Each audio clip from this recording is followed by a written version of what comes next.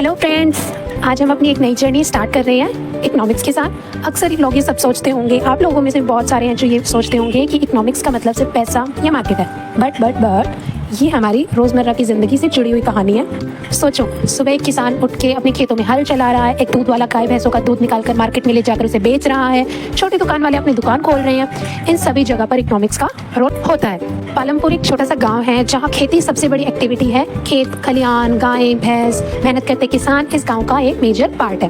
But लोग सिर्फ खेती तक सीमित नहीं है। मीन्स लोग सिर्फ खेती ही नहीं करते, बल्कि कुछ लोग दूध बेचते हैं, कुछ लोग अपनी दुकान चलाते हैं, कुछ गाड़ी से सामान एक जगह से दूसरी जगह पर लेकर जाते हैं। इस स्टोरी से हम ये समझ पाएंगे कि हमारे देश की इकोनॉमी कैसे चलती है और किस तरह फार्मिंग के साथ साथ दूसरी एक्टिविटी भी लोगों की जिंदगी का एक पार्ट है। तो चलिए शुरू करते हैं। Chapter number 1, the story of village Palampur. इस चैप्टर में हमें एक छोटे से गांव पालमपुर के एग्जांपल्स के थ्रू ये बताया गया है कि हमारी इकोनॉमी कैसे काम करती है। गांव में खेती बाड़ी सबसे बड़ा ऑक्यूपेशन है लोगों के सर्वाइवल का, हम सबको पता है। लेकिन सिर्फ खेती से ही लोग नहीं जीते। यहाँ छोटी मोटी दुकानें, ट्रांसपोर्ट, डेयरी जिसमें दूध वगैरह बेचते हैं, जैसी एक्टिविटीज भी इंक्लूड होती हैं। इस चैप्टर का हमारा मेन पर्पज है कि हमें समझ आए कि प्रोडक्शन के लिए क्या क्या चीज़ें ज़रूरी हैं, जैसे ज़मीन, लेबर, मजदूर, कैपिटल और ऑर्गेनाइजेशन। और साथ ही ये भी बताया गया है कि गाँव के लोग अपने लिमिटेड रिसोर्सेज जो हैं उनका कैसे यूज़ करते हैं, किस तरह उनकी डेवलपमेंट होती है।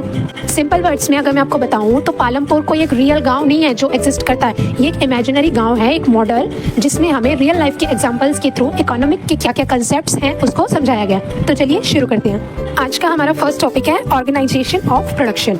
मतलब क्या होता है इसका कि अगर हमें कोई भी चीज़ बनानी है, चाहे वो खेती है या फिर फैक्ट्री में कोई सामान बनाना है या फिर सर्विस देनी हो, तो उसके लिए हमें 4 बेसिक चीज़ें हैं जो एक साथ चाहिए ही होती हैं। उनमें से सबसे फर्स्ट है लैंड। लैंड सबसे पहली और सबसे बेसिक चीज़। लैंड का मतलब सिर्फ खेती वाली ज़मीन नहीं, बल्कि उसके साथ जो भी नेचुरल रिसोर्सेज हैं, जैसे कि पानी, खदान, मिनरल्स, रिवर्स, पोन्ड्स, क्लाइमेट, ये सारी चीज़ें इसमें इंक्लूड होती हैं। एग्जाम्पल से समझते हैं कि पालमपुर में खेती के लिए ज़मीन और इरिगेशन के लिए, सिंचाई के लिए ट्यूबवेल का पानी सब लैंड रिसोर्स का पार्ट ही है। नेक्स्ट पॉइंट है हमारा लेबर। काम करने के लिए लेबर की जरूरत तो पड़ेगी, चाहे वो मैन्युफैक्चरिंग हो, फैक्ट्री में या फिर खेती। लेबर्स हमारे 2 टाइप से हो सकते हैं। एक तो होता है फैमिली लेबर, जो घर के मेंबर्स होते हैं वो खुद खेती करते हैं। सेकंड होता है हमारा हायर्ड लेबर, जो लोगों को पैसे दे के काम पे रखा जाता है, उन्हें हम बोलते हैं हायर्ड लेबर। एग्जाम्पल से समझते हैं कि पालमपुर में कुछ परिवार ऐसे हैं जो अपने फील्ड्स में, खेतों में खुद काम करते हैं, और कुछ फैमिलीज ऐसी हैं जो गरीब मजदूरों को पैसा देकर उनसे काम कराती है। थर्ड पॉइंट है हमारा कैपिटल, पूंजी। इसका मतलब है कि वो टूल्स, वो machine, building, seeds, fertiliser, irrigation facilities जो प्रोडक्शन के लिए यूज होती हैं। ये भी मेनली 2 तरीके से हो सकती है हमारी, fixed capital and working capital. Fixed capital means ऐसी चीजें जो बार बार यूज होती हैं, जैसे कि ट्रैक्टर हो गया, मशीन्स हो गई, पंप हो गए, बिल्डिंग्स हो गई, ये रीयूज होती हैं बार बार। नेक्स्ट है वर्किंग कैपिटल, ऐसी चीजें जो सिर्फ एक ही बार यूज हो, जैसे कि सीड्स हो गई, फर्टिलाइजर हो गया, रॉ मटेरियल हो गया, money for day to day expense, यानी रोजमर्रा के खर्चों के लिए पैसे। लास्ट है हमारा human capital, knowledge and enterprise, यानी मानव पूंजी या फिर उद्यमिता बोलते हैं जिसे हम। इसमें क्या है, लैंड, लेबर और कैपिटल तभी यूजफुल होते हैं जब उन्हें ऑर्गेनाइज किया जाए। कोई भी चीज़ हम लेके रख लें और उसको प्रॉपर ढंग से अगर हमें यूज़ ही ना करना आए, तो आप कितनी अच्छी से अच्छी चीज़ ले लो, उसका कोई बेनिफिट नहीं। चीज़ हमें ऐसी यूज़ करनी चाहिए जो प्रॉपर तरीके से हमें चलानी, इस्तेमाल करनी आती हो। ये काम करता है एंटरप्रेन्योर या फिर फार्मर खुद। मतलब क्या है कि डिसीजन लेना कि क्या उगाना है, कैसे उगाना है, कौन से बीज यूज़ करने हैं या फिर किस टेक्नोलॉजी का इस्तेमाल करना है, ये सब एंटरप्राइज का पार्ट है। एग्जाम्पल से समझते हैं कि पालमपुर में कुछ किसान ऐसे हैं जो HYV, हाई यील्डिंग वैरायटी के सीड्स यूज करते हैं और इरिगेशन सिस्टम अपना डेवलप करते हैं। और कुछ ऐसे किसान हैं जो पिछली तरीके जैसे वो करते आ रहे थे, ठीक उसी तरह से ही आज भी खेती करते हैं। सिंपली अगर मैं आपको बताऊं तो प्रोडक्शन करने के लिए हमें हमेशा इन 4 चीज़ों का मिलना बहुत ज़रूरी है। Land, labour, capital and last one is organisation. अगर इसमें से एक भी नहीं होगा तो प्रोडक्शन पॉसिबल नहीं है। आज का हमारा नेक्स्ट टॉपिक है फार्मिंग इन पालमपुर। आइए देखते हैं इसमें क्या है। पालमपुर उत्तर प्रदेश में स्थित एक छोटा सा गाँव जहाँ फार्मिंग सबसे ज़्यादा इंपॉर्टेंट काम है। यहाँ पर ज़्यादातर लोग हैं जो वो खेती पे ही डिपेंड करते हैं, यानी अपनी रोजी रोटी के लिए खेती पर ही वो निर्भर है। गाँव के किसान नए नए तरीके अपनाकर खेती करते हैं, जैसे कि HYV सीड्स, ट्यूबवेल से इरिगेशन, फर्टिलाइजर्स और ट्रैक्टर का यूज़ करना। लेकिन ज़मीन जो है वो लिमिटेड है, उन्हें इसी ज़मीन पर मैक्सिमम से मैक्सिमम यूज़ करना है इसी ज़मीन का, ताकि ज़्यादा प्रोडक्शन हो सके। इसके कुछ की पॉइंट्स हमें दिए गए हैं, चलिए उनको डिस्कस कर लेते हैं। जिसमें सबसे फर्स्ट है हमारा लैंड इज फिक्स्ड, मींस ज़मीन जो है वो हमारी सीमित है, लिमिटेड है। पालमपुर में जो खेती है उसके लिए ज़मीन जो यूज़ होने लायक है वो पहले से ही पूरी यूज़ हो रही है, नई ज़मीन बनाने की गुंजाइश नहीं है। इसीलिए फार्मर के पास सिर्फ एक ही रास्ता बचता है कि जितनी भी लैंड है उनके पास अवेलेबल उसी का यूज़ करके वो मैक्सिमम और स्मार्टली प्रोडक्शन को बढ़ा सके। इसका मतलब बेकार पड़ी रही ज़मीन को भी काम में लाना, इरिगेशन को सुधारना, बेहतर बीज और नई नई टेक्निक्स का यूज़ करना। तो प्रोडक्शन बढ़ाने का तरीका सिर्फ एक ही है, फार्मर्स को क्या करना होगा, इंटेंसिव फार्मिंग यूज़ करनी होगी। इंटेंसिव फार्मिंग मीन्स एक ऐसी खेती जिसमें कम ज़मीन पर ज़्यादा से ज़्यादा पैदावार लाने की कोशिश की जाती है। इसमें ज़्यादा लेबर, मजदूर, कैपिटल यानी पैसे और मॉडर्न टेक्नोलॉजी का यूज़ किया जाता है। सेकेंड पॉइंट है हमारा, can be grow more from the same land. Question की उसमें पूछा गया है कि क्या हम एक ही ज़मीन से बहुत ज़्यादा ग्रो कर सकते हैं, तो जवाब है हाँ। हमारे पास दो तरीके हैं जिनका यूज़ करके हम कर सकते हैं। इसमें फर्स्ट है हमारा मल्टीपल क्रॉपिंग, एक ही साल में बहुत सारी फसलों को उगाना, एक ही ज़मीन पर साल में 2 या 3 क्रॉप्स उगाना। एग्जाम्पल से समझते हैं, रेनी सीजन में तो राइस उगेंगे, विंटर में हम वीट उगा सकते हैं, गेहूँ। ये रेनी सीजन और विंटर सीजन के बीच में जो थोड़ा टाइम हमें मिलता है उस बीच हम कोई भी सीजनल सब्जी उगा सकते हैं, जैसे कि पटेटो। ठीक है, फ़ायदा क्या है कि ज़मीन खाली नहीं पड़ी रहेगी और प्रोडक्शन बढ़ेगा और इनकम भी बढ़ेगी। बट इसकी एक कंडीशन भी है कि आपके पास पानी का पक्का जुगाड़ होना चाहिए, कि आपकी इरिगेशन का आपके पास प्रॉपर सोर्स होना चाहिए, मीन्स ट्यूबवेल वगैरह होनी चाहिए, ताकि लैंड जो है हमारी ज़मीन वो साल भर काम कर सके। क्योंकि पानी की ज़रूरत होगी, कोई भी अगर हम फसल उगाएंगे तो उसमें हमें पानी की ज़रूरत पड़ेगी। तो इसीलिए हमें ट्यूबवेल्स वगैरह अवेलेबल या फिर लगवा के रखने चाहिए, ताकि इरिगेशन में हमें किसी टाइप कोई भी प्रॉब्लम ना आए। ठीक है, नेक्स्ट देखते हैं। इसका सेकंड पॉइंट है मॉडर्न फार्मिंग मेथड्स, आधुनिक तरीके खेती करने के। इसमें क्या क्या इंक्लूड होता है? सबसे फर्स्ट तो है HYV, हाई यील्डिंग वैरायटी के सीड्स, जो कि बेहतर उपज देते हैं किसी भी फसल में। नेक्स्ट केमिकल फर्टिलाइजर्स, पेस्टिसाइड्स, तेजी से ग्रोथ और प्रोटेक्शन के लिए डिफरेंट टाइप ऑफ मशीन्स, जैसे कि ट्रैक्टर, थ्रेसर, पंप सेट, जिससे कि काम फास्ट होगा और लेबर कम लगेगी। नेक्स्ट है इरिगेशन के लिए ट्यूबवेल्स, कैनाल्स, ताकि पानी का है जो प्रॉपर सोर्स मिल सके।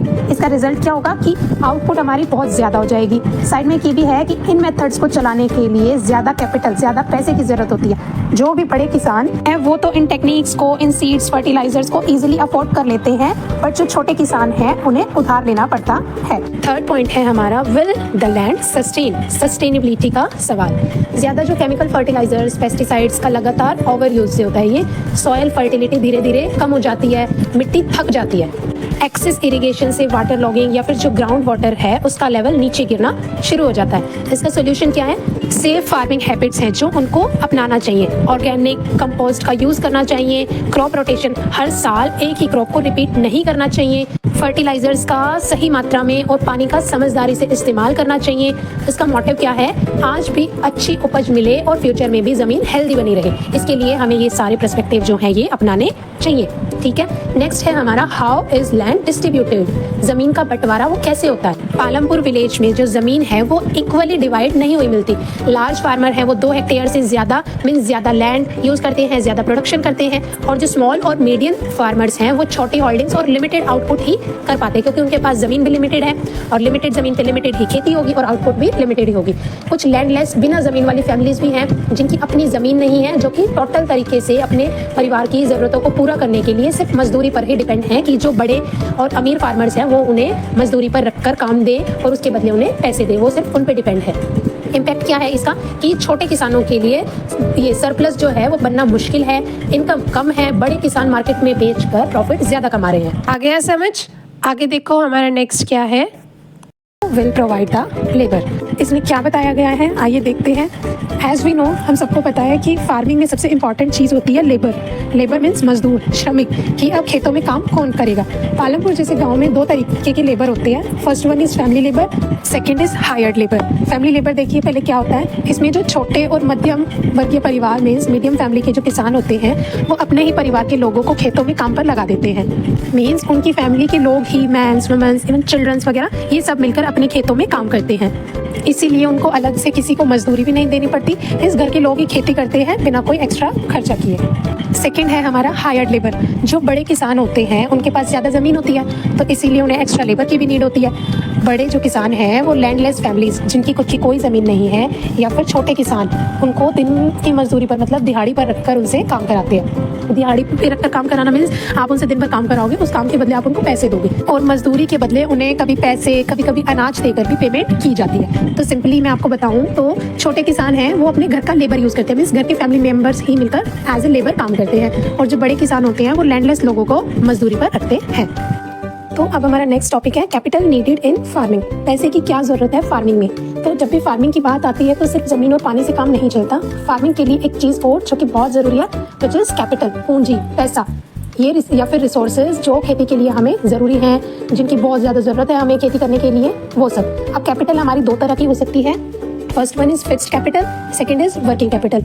फिक्स्ड कैपिटल तो ये वो चीज़ें हैं जो एक बार खरीद ली और बार बार आप उसको यूज़ कर सकते हो, मीन्स जो रीयूजेबल होती है, जिनको एक बार यूज़ किया नेक्स्ट टाइम फिर वही यूज़ हो जाए, वो ख़राब नहीं होती। जैसे कि ट्रैक्टर, टूल्स, ट्यूबवेल और पंप सेट एक्सेट्रा। ये चीज़ें ऐसी हैं, ये सिंगल टाइम इन्वेस्टमेंट बोलते हैं ना जिस चीज़ को हम, कि आपने एक बार ट्रैक्टर खरीद लिया, गेहूं की फसल आप उगा रहे हो, आपने एक ट्रैक्टर खरीद लिया। अब ये तो है नहीं कि आप अगले साल अगर आप चावल उगाओगे तो आपको दूसरा खरीदना पड़ेगा, नहीं, ये हमारी होती है फिक्स्ड इन्वेस्टमेंट जिसको हम बोलते हैं। ऐसी चीज़ें जो बार बार खरीदने की जरूरत नहीं होती, एक बार खरीदना ही इनफ होता है। ठीक है, नेक्स्ट है हमारा point working capital. Working capital में क्या होता है, ये हर सीजन में हमें अलग अलग लगता है, जैसे कि सीड्स, खाद, पेस्टिसाइड्स, पानी का खर्चा, मजदूरी के लिए पैसा। आपने इस सीजन में एक फसल उगाई, आप दूसरे सीजन में कुछ और फसल उगाओगे तो उसके लिए आपको अलग बीज चाहिए, अलग कीटनाशक चाहिए, पानी भी अलग चाहिए, और जो लेबर काम करेगी उनकी मजदूरी का पैसा भी अलग से चाहिए। तो ये क्या है, वर्किंग कैपिटल। अब सवाल ये भी है कि पैसा आएगा कहाँ से, चाहे फिक्स्ड कैपिटल में हो चाहे वर्किंग कैपिटल, पैसा दोनों उसमें लग रहा है, तो ये पैसा आखिर आएगा कहाँ से। तो पैसे के लिए हमारे पास दो सोर्स हैं। पहला तो है स्मॉल एंड मीडियम फार्मर्स और दूसरा है रिच फार्मर्स। जो स्मॉल एंड मीडियम फार्मर्स होते हैं ये ज़्यादातर लोन लेते हैं अपने इन्वेस्टमेंट के लिए, चाहे वो सीड्स खरीदने हों या फिर ट्रैक्टर, मतलब कुछ भी आपको फसल उगाने के लिए जो जो चीज़ें चाहिए होती हैं उनके लिए। जो छोटे किसान होते हैं वो ज़्यादातर लोन लेते हैं मनी लेंडर से, रिच फार्मर से या फिर बैंक से। और जो रिच फार्मर्स होते हैं, बड़े किसान होते हैं, वो अपनी सेविंग और पहले के प्रॉफिट से अपना खर्चा निकाल लेते हैं। तो सिंपल शब्दों में मैं आपको बताऊं तो फार्मिंग जो है वो हमारी बिना कैपिटल के पॉसिबल ही नहीं है। लैंड और लेबर के साथ साथ कैपिटल भी फार्मिंग का एक मोस्ट इंपॉर्टेंट पार्ट है। अब सिंपली आप प्रैक्टिकली एक चीज़ सोचो, आपको कुछ चीज़ लेनी है, ठीक है, आपके पास पैसा ही नहीं है, आप कैसे लोगे। आपको एक अच्छा जीवन जीना है भाई, लग्जरी लाइफ, लग्जरी भी नहीं है, एक मीडियम सी लाइफ की भाई, 3 टाइम का आपको अच्छा खाना मिल रहा है, आप अच्छे कपड़े डाल रहे हो, अच्छा रहन सहन आपका मीडियम सा, जो मीडियम फैमिलीज में होता है, उसके लिए भी आपको क्या चाहिए, पैसा। और पैसा ही नहीं होगा तो आप ये लाइफ कैसे जी पाओगे। ठीक वैसे ही अगर आपको खेती करनी है तो उसके लिए जो स्टार्टिंग की इन्वेस्टमेंट है, चाहे वो सीड्स खरीदना है, पानी का खर्चा निकालना है, लेबर्स की मजदूरी देनी है, कुछ भी, या फिर कोई और चीज़ें आपको खरीदनी है, तो उसके लिए एक बेसिक थिंग है पैसा। तो फार्मिंग में हमारी क्या क्या चीज़ें इंपॉर्टेंट हो गई, लैंड और लेबर तो ज़रूरी है ही, साथ ही साथ कैपिटल का होना भी इतना ही ज़रूरी है जितना कि लैंड और लेबर का। नेक्स्ट टॉपिक देखिए क्या है, sale of surplus farm products. Definition क्या होगी इसकी कि फार्मिंग का एक इम्पॉर्टेंट पार्ट है sale of surplus farm products. अब आपको एक टर्म कंफ्यूज कर रही होगी कि सरप्लस क्या होता है। तो सोचो, जब फार्मर्स अपनी फैमिली के लिए जो क्रॉप फसल उसने उगाई है, जैसे अनाज, गेहूँ, चावल, बाजरा, ये सब अपनी फैमिली के लिए मीन्स जो साल भर यूज़ होना है वो अलग करके उसके बाद जो एक्स्ट्रा क्रॉप बच जाती है उसी को हम बोलते हैं सरप्लस। ठीक है, प्रोसेस क्या है इस सरप्लस का, ये सरप्लस मार्केट में ले जाकर फार्मर्स बेचता है जिससे उसकी अर्निंग होती है। समझ आया आप लोगों को? दोबारा बताती हूँ, फार्मिंग का एक इम्पॉर्टेंट पार्ट है sale of surplus farm products. ठीक है, सरप्लस क्या होता है, जो फसल किसान ने उगाई है उस फसल में से एक हिस्सा अपने परिवार के लिए जरूरत के हिसाब से अलग कर लिया, बाकी बचा हुआ जो दूसरा हिस्सा है उसको हम कहते हैं सरप्लस। ठीक है, और इसी सरप्लस को फार्मर जो है मार्केट में ले जाकर बेचता है जिससे उसको पैसा मिलता है, जिसको वो नेक्स्ट सीजन के लिए सीड्स, पेस्टिसाइड्स, खाद खरीदने में या फिर घर खर्च में, बच्चों की पढ़ाई में यूज करता है वो पैसा। ठीक है, अब आप लोगों के माइंड में ये होगा कि जब छोटे किसान भी बेचते हैं और बड़े किसान भी सामान मार्केट में ले जाकर बेचते हैं तो रिच और पुअर का डिफरेंस कैसे आया। तो डिफरेंस समझना बहुत जरूरी है, बहुत सिंपल सा है। देखो, जो रिच फार्मर्स होते हैं उनके पास जमीन बहुत बड़ी होती है, खाने वाले लोग तो लिमिटेड ही है ना, एक परिवार में ज़्यादा से ज़्यादा 10 जने हो जाएंगे, मैक्सिमम से मैक्सिमम। ठीक है, उनके पास ज़मीन है कई एकड़, उनको जरूरत तो यही है ना कि साल भर में कितना खा लेंगे। ये थोड़ी है कि उनके पास बहुत जमीन है तो वो एक दिन में 20-20 टाइम खाएंगे, नहीं, खाना तो वही 2 रोटी 3 टाइम बस। तो उनके पास जो बड़े किसान हैं उनके पास तो जमीन ज़्यादा है, इसीलिए उनका सरप्लस भी ज़्यादा होता है, इसलिए उनकी इनकम भी ज़्यादा है। ठीक है, दैट्स वाई वो रिच है। वो बड़ी बड़ी मशीन्स के टूल्स वगैरह हैं जो अपनी सेविंग से ही निकाल के खरीद सकते हैं। उनको किसी से बैंक से या मनी लेंडर से लोन लेने की नीड नहीं होती। और जो छोटे किसान हैं उनके पास ज़मीन लिमिटेड है, तो ज़मीन लिमिटेड है तो फसल भी लिमिटेड होगी, उसमें से कुछ हिस्सा घर के लिए भी रखना है। तो जो सरप्लस बचेगा वो बहुत लिमिटेड अमाउंट का होगा, थोड़ा होगा, तो उसको बेच के जो पैसा आएगा वो उससे अपने घर खर्च निकाले, बच्चों की पढ़ाई या फिर बाकी जो छोटे मोटे एक्सपेंस है वो निकाले या सेविंग करे। ठीक है, रिच और पुअर का गैप आई होप आप सबको समझ आया होगा। तो सिंपली मैं आपको बताऊं तो सरप्लस बेचना ही फार्मर्स की इनकम का मेन सोर्स है। कोई अगर आपसे 1 मार्क्स क्वेश्चन में आ जाए ना कि फार्मर की इनकम का मेन सोर्स क्या है, तो हम लिख सकते हैं सरप्लस। ठीक है, नेक्स्ट टॉपिक की तरफ आगे बढ़ते हैं। नेक्स्ट है हमारा non farming activities in Palampur. अभी तक हमने जो टॉपिक्स किए हैं वो सारे थे हमारे फार्मिंग इन पालमपुर थे। अब है हमारे नॉन फार्मिंग एक्टिविटी की, फार्मिंग के अलावा पालमपुर में क्या क्या चीजें की जाती है। सबसे पहले मैं आपको बताऊं कि पालमपुर में लैंड फिक्स्ड नहीं है। आपको पता है इस बात का, हर फैमिली के पास इतनी ज़मीन नहीं है कि वो सिर्फ खेती करके ही साल भर की इनकम उन्हें मिल सके। ठीक है, इसीलिए लोग फार्मिंग के अलावा बहुत से छोटे छोटे काम हैं जो वो करते हैं, जिससे कि एक्स्ट्रा इनकम, एक रोजगार और रिस्क कम होता है। एक्स्ट्रा इनकम भी बढ़ गई और फसल की वजह से रिस्क बना रहता है कि फसल कहीं खराब ना हो जाए, ज़्यादा बारिश हो उस वजह से खराब हो गई तो हम क्या करेंगे, या फिर कोई फसल ऐसी है जो धूप में उगती है और धूप ही ना निकली तो रिस्क है ना। तो इसीलिए जिसमें सबसे फर्स्ट है हमारा diary the other common activity. इसमें बताया गया है कि डायरी, दूध वगैरह बेचना, ये कॉमन वो है वहाँ का, पालमपुर का कॉमन बिजनेस जिसे हम बोल सकते हैं। यहाँ कई परिवार हैं जो गाय और भैंस वगैरह रखते हैं। रोज सुबह शाम दूध निकाला जाता है, फिर वो उसे अपने आसपास भी बेच सकते हैं, या फिर जो कलेक्टर्स होते हैं, कोऑपरेटिव्स होते हैं जो शहरों में जाकर दूध का वो करते हैं बिजनेस, वो आकर ले जाते हैं, या फिर कोई ट्रेडर उसे रायगंज जैसे नजदीकी टाउन है वहाँ ले जाकर उसे बेच देता है। ये पूरी चेन सिस्टम है। कैसे होता है चेन सिस्टम? एक घर है, उसमें अलग अलग पशु हैं, गाय भैंस बकरी ऐसे। उसके बाद उनको चारा, खुराक उनकी दी जाती है, उनका खाना वगैरह होता है जो, फिर हमें मिल्क निकालते हैं, मिल्क मिल गया, देन कलेक्शन होती है, उसको दूध को इकट्ठा किया जाता है, देन एक transport, medium of transport to town में यूज होता है, जो मोड ऑफ ट्रांसपोर्ट यूज होता है ना, एक सामान को दूसरी जगह ले जाने के लिए हमें किसी ना किसी व्हीकल की ऐसी जरूरत होगी, तो वो बिजनेस भी कोई तो करता ही होगा, वो अलग है, उसे हम आगे देखेंगे। तो इसके बाद आएगा सेल। उसके बाद उस दूध को बेचने के बाद जो इनकम मिलती है वो डेली की डेली आपको कैश मिलता है। खेती में क्या होता है ना कि पैसे सीजन के लास्ट में मिलते हैं, बट डायरी में हर दिन कुछ ना कुछ हाथ में आ ही जाता है। बहुत सारे लोग हैं जो ऐसे भी करते हैं कि डेली जितना दूध ले रहे हैं साथ के साथ उसका पैसा दे दिया। ठीक है, इसमें भी बहुत सारी चीजें जो जरूरी होती हैं, जैसे कि पशुओं के लिए अच्छा चारा, पशुओं की साफ सफाई, टाइम पर उनका वैक्सीनेशन कराना, उनकी अच्छी सेहत, अच्छा दूध अगर आपको चाहिए ना तो आपको ये चीजें ध्यान में रखनी पड़ेंगी। फायदा भी होता है इसका, घर में दूध है, घर का दूध है, रेगुलर इनकम होगी।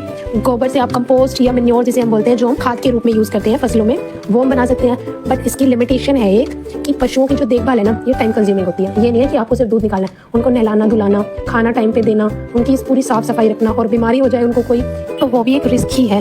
वन लाइन में अगर समझें तो डायरी जो है वो पालमपुर में फार्मिंग का एक बेस्ट पार्टनर है, मतलब छोटी इन्वेस्टमेंट और डेली इनकम।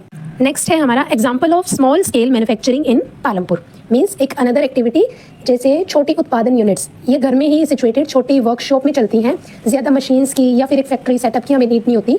जैसे पालमपुर के कॉन्टेक्स्ट में एक एग्जांपल दिया गया है हमें बुक में, शुगर केन से जैगरी यानी गुड़ का बनना। और भी चीज़ें हो सकती हैं, जैसे आप घर में पापड़ बना सकते हो, अचार बना सकते हो, मूंगफली है तो उससे चिक्की गज्जक वो बना सकते हो, आप अलग अलग बास्केट्स बना सकते हो, आप स्टिचिंग कर सकते हो। कैसे चलती है ये? जो कंप्लीट फैमिली है वो ही एज ए लेबर काम करता है। कभी कभी ऐसे काम बहुत बढ़ गया तो एक दो हेल्पर रखे तो रखे, अदरवाइज घर की जो 2-3 लेडीज होती हैं या जेंट्स होते हैं वही मिलकर ये काम कर लेते हैं। सिंपल टूल्स चाहिए इसमें, कैपिटल इन्वेस्टमेंट है जो वो भी बहुत कम है। लोकल रॉ मटेरियल जैसे अपने या पेड़ मतलब आसपास के किसानों का शुगर केन आप ले लो, खरीद लो उनसे, फिर उससे आप गुड़ बना के हाई उसमें बेच सकते हो प्राइस में, है ना। बेचना आपको कहाँ है? लोकल बाजार में, टाउन्स में, ट्रेडर्स को, जो होलसेलर रिटेलर होते हैं इनको। इसका फ़ायदा भी है और रिस्क भी है। फ़ायदा कैसे कि आप घर बैठे काम कर रहे हो, आपकी एक्स्ट्रा इनकम हो रही है, और ऑफ सीजन में भी आप काम कर सकते हो। ये नहीं है कि सीजन, गुड़ का सीजन कब खत्म होता है, नहीं होता ना। अचार लोग ऐसे थोड़ी है कि लोग पापड़ नहीं खा रहे या अचार नहीं खा रहे तो 12 मासी वो है ये काम। रिस्क है, मार्केट जो है वो दाम पे डिपेंड करती है। कभी कभी है ना कि रॉ मटेरियल महंगा हो जाता है ना, जिससे आप प्रॉपर सामान ही नहीं खरीद पाते और फिर प्रॉब्लम्स आती हैं। एक लाइन में अगर समझे तो जो स्मॉल स्केल यूनिट्स होती हैं इनका मीनिंग है कम खर्चा और घर पे रह के ही आपका अपना एक रोजगार बनना। ठीक है, नेक्स्ट है हमारा shopkeepers of Palampur. Shopkeepers of Palampur में हमें ये हमारी तीसरी कैटेगरी है नॉन फार्मिंग एक्टिविटी की। इसमें क्या है, ये गांव की जो डेली नीड्स है ना, डेली बेसिक नीड्स है, उनको पूरा करता है।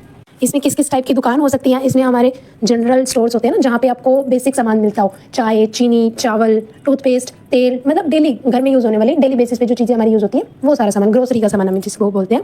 नेक्स्ट है एग्री इनपुट शॉप्स, मीन्स जहाँ पर सीड्स, फर्टिलाइजर्स, पेस्टिसाइड्स और छोटे छोटे टूल्स जैसे कि पाना वगैरह होता है ना, ये सारे टूल्स आपको मिलते हैं। जहाँ कभी कभी ये जो स्टेशनरी होती है, जैसे बच्चों के basic pencil, pen, eraser, sharpener का मिलना, या फिर छोटा छोटा हार्डवेयर का सामान, आगे है वाई इट्स इंपॉर्टेंट। ये ज़रूरी क्यों है कि गांव वालों को सामान वहीं पे मिल जाता है, उन्हें बार बार शहर भागने की ज़रूरत नहीं पड़ती। जैसे मान लो आपके घर में चीनी खत्म हो गई, गेस्ट आए हैं, तो भाई आप एकदम से शहर थोड़ी जाओगे, आने जाने में भी टाइम लग जाएगा। तो पड़ोस में जो छोटी छोटी दुकानें होती हैं, यहाँ पे आपको बेसिक अपना ज़रूरत का सामान मिल जाता है, क्योंकि दुकानदार उधार में या फिर पर्ची से सामान दे देते हैं।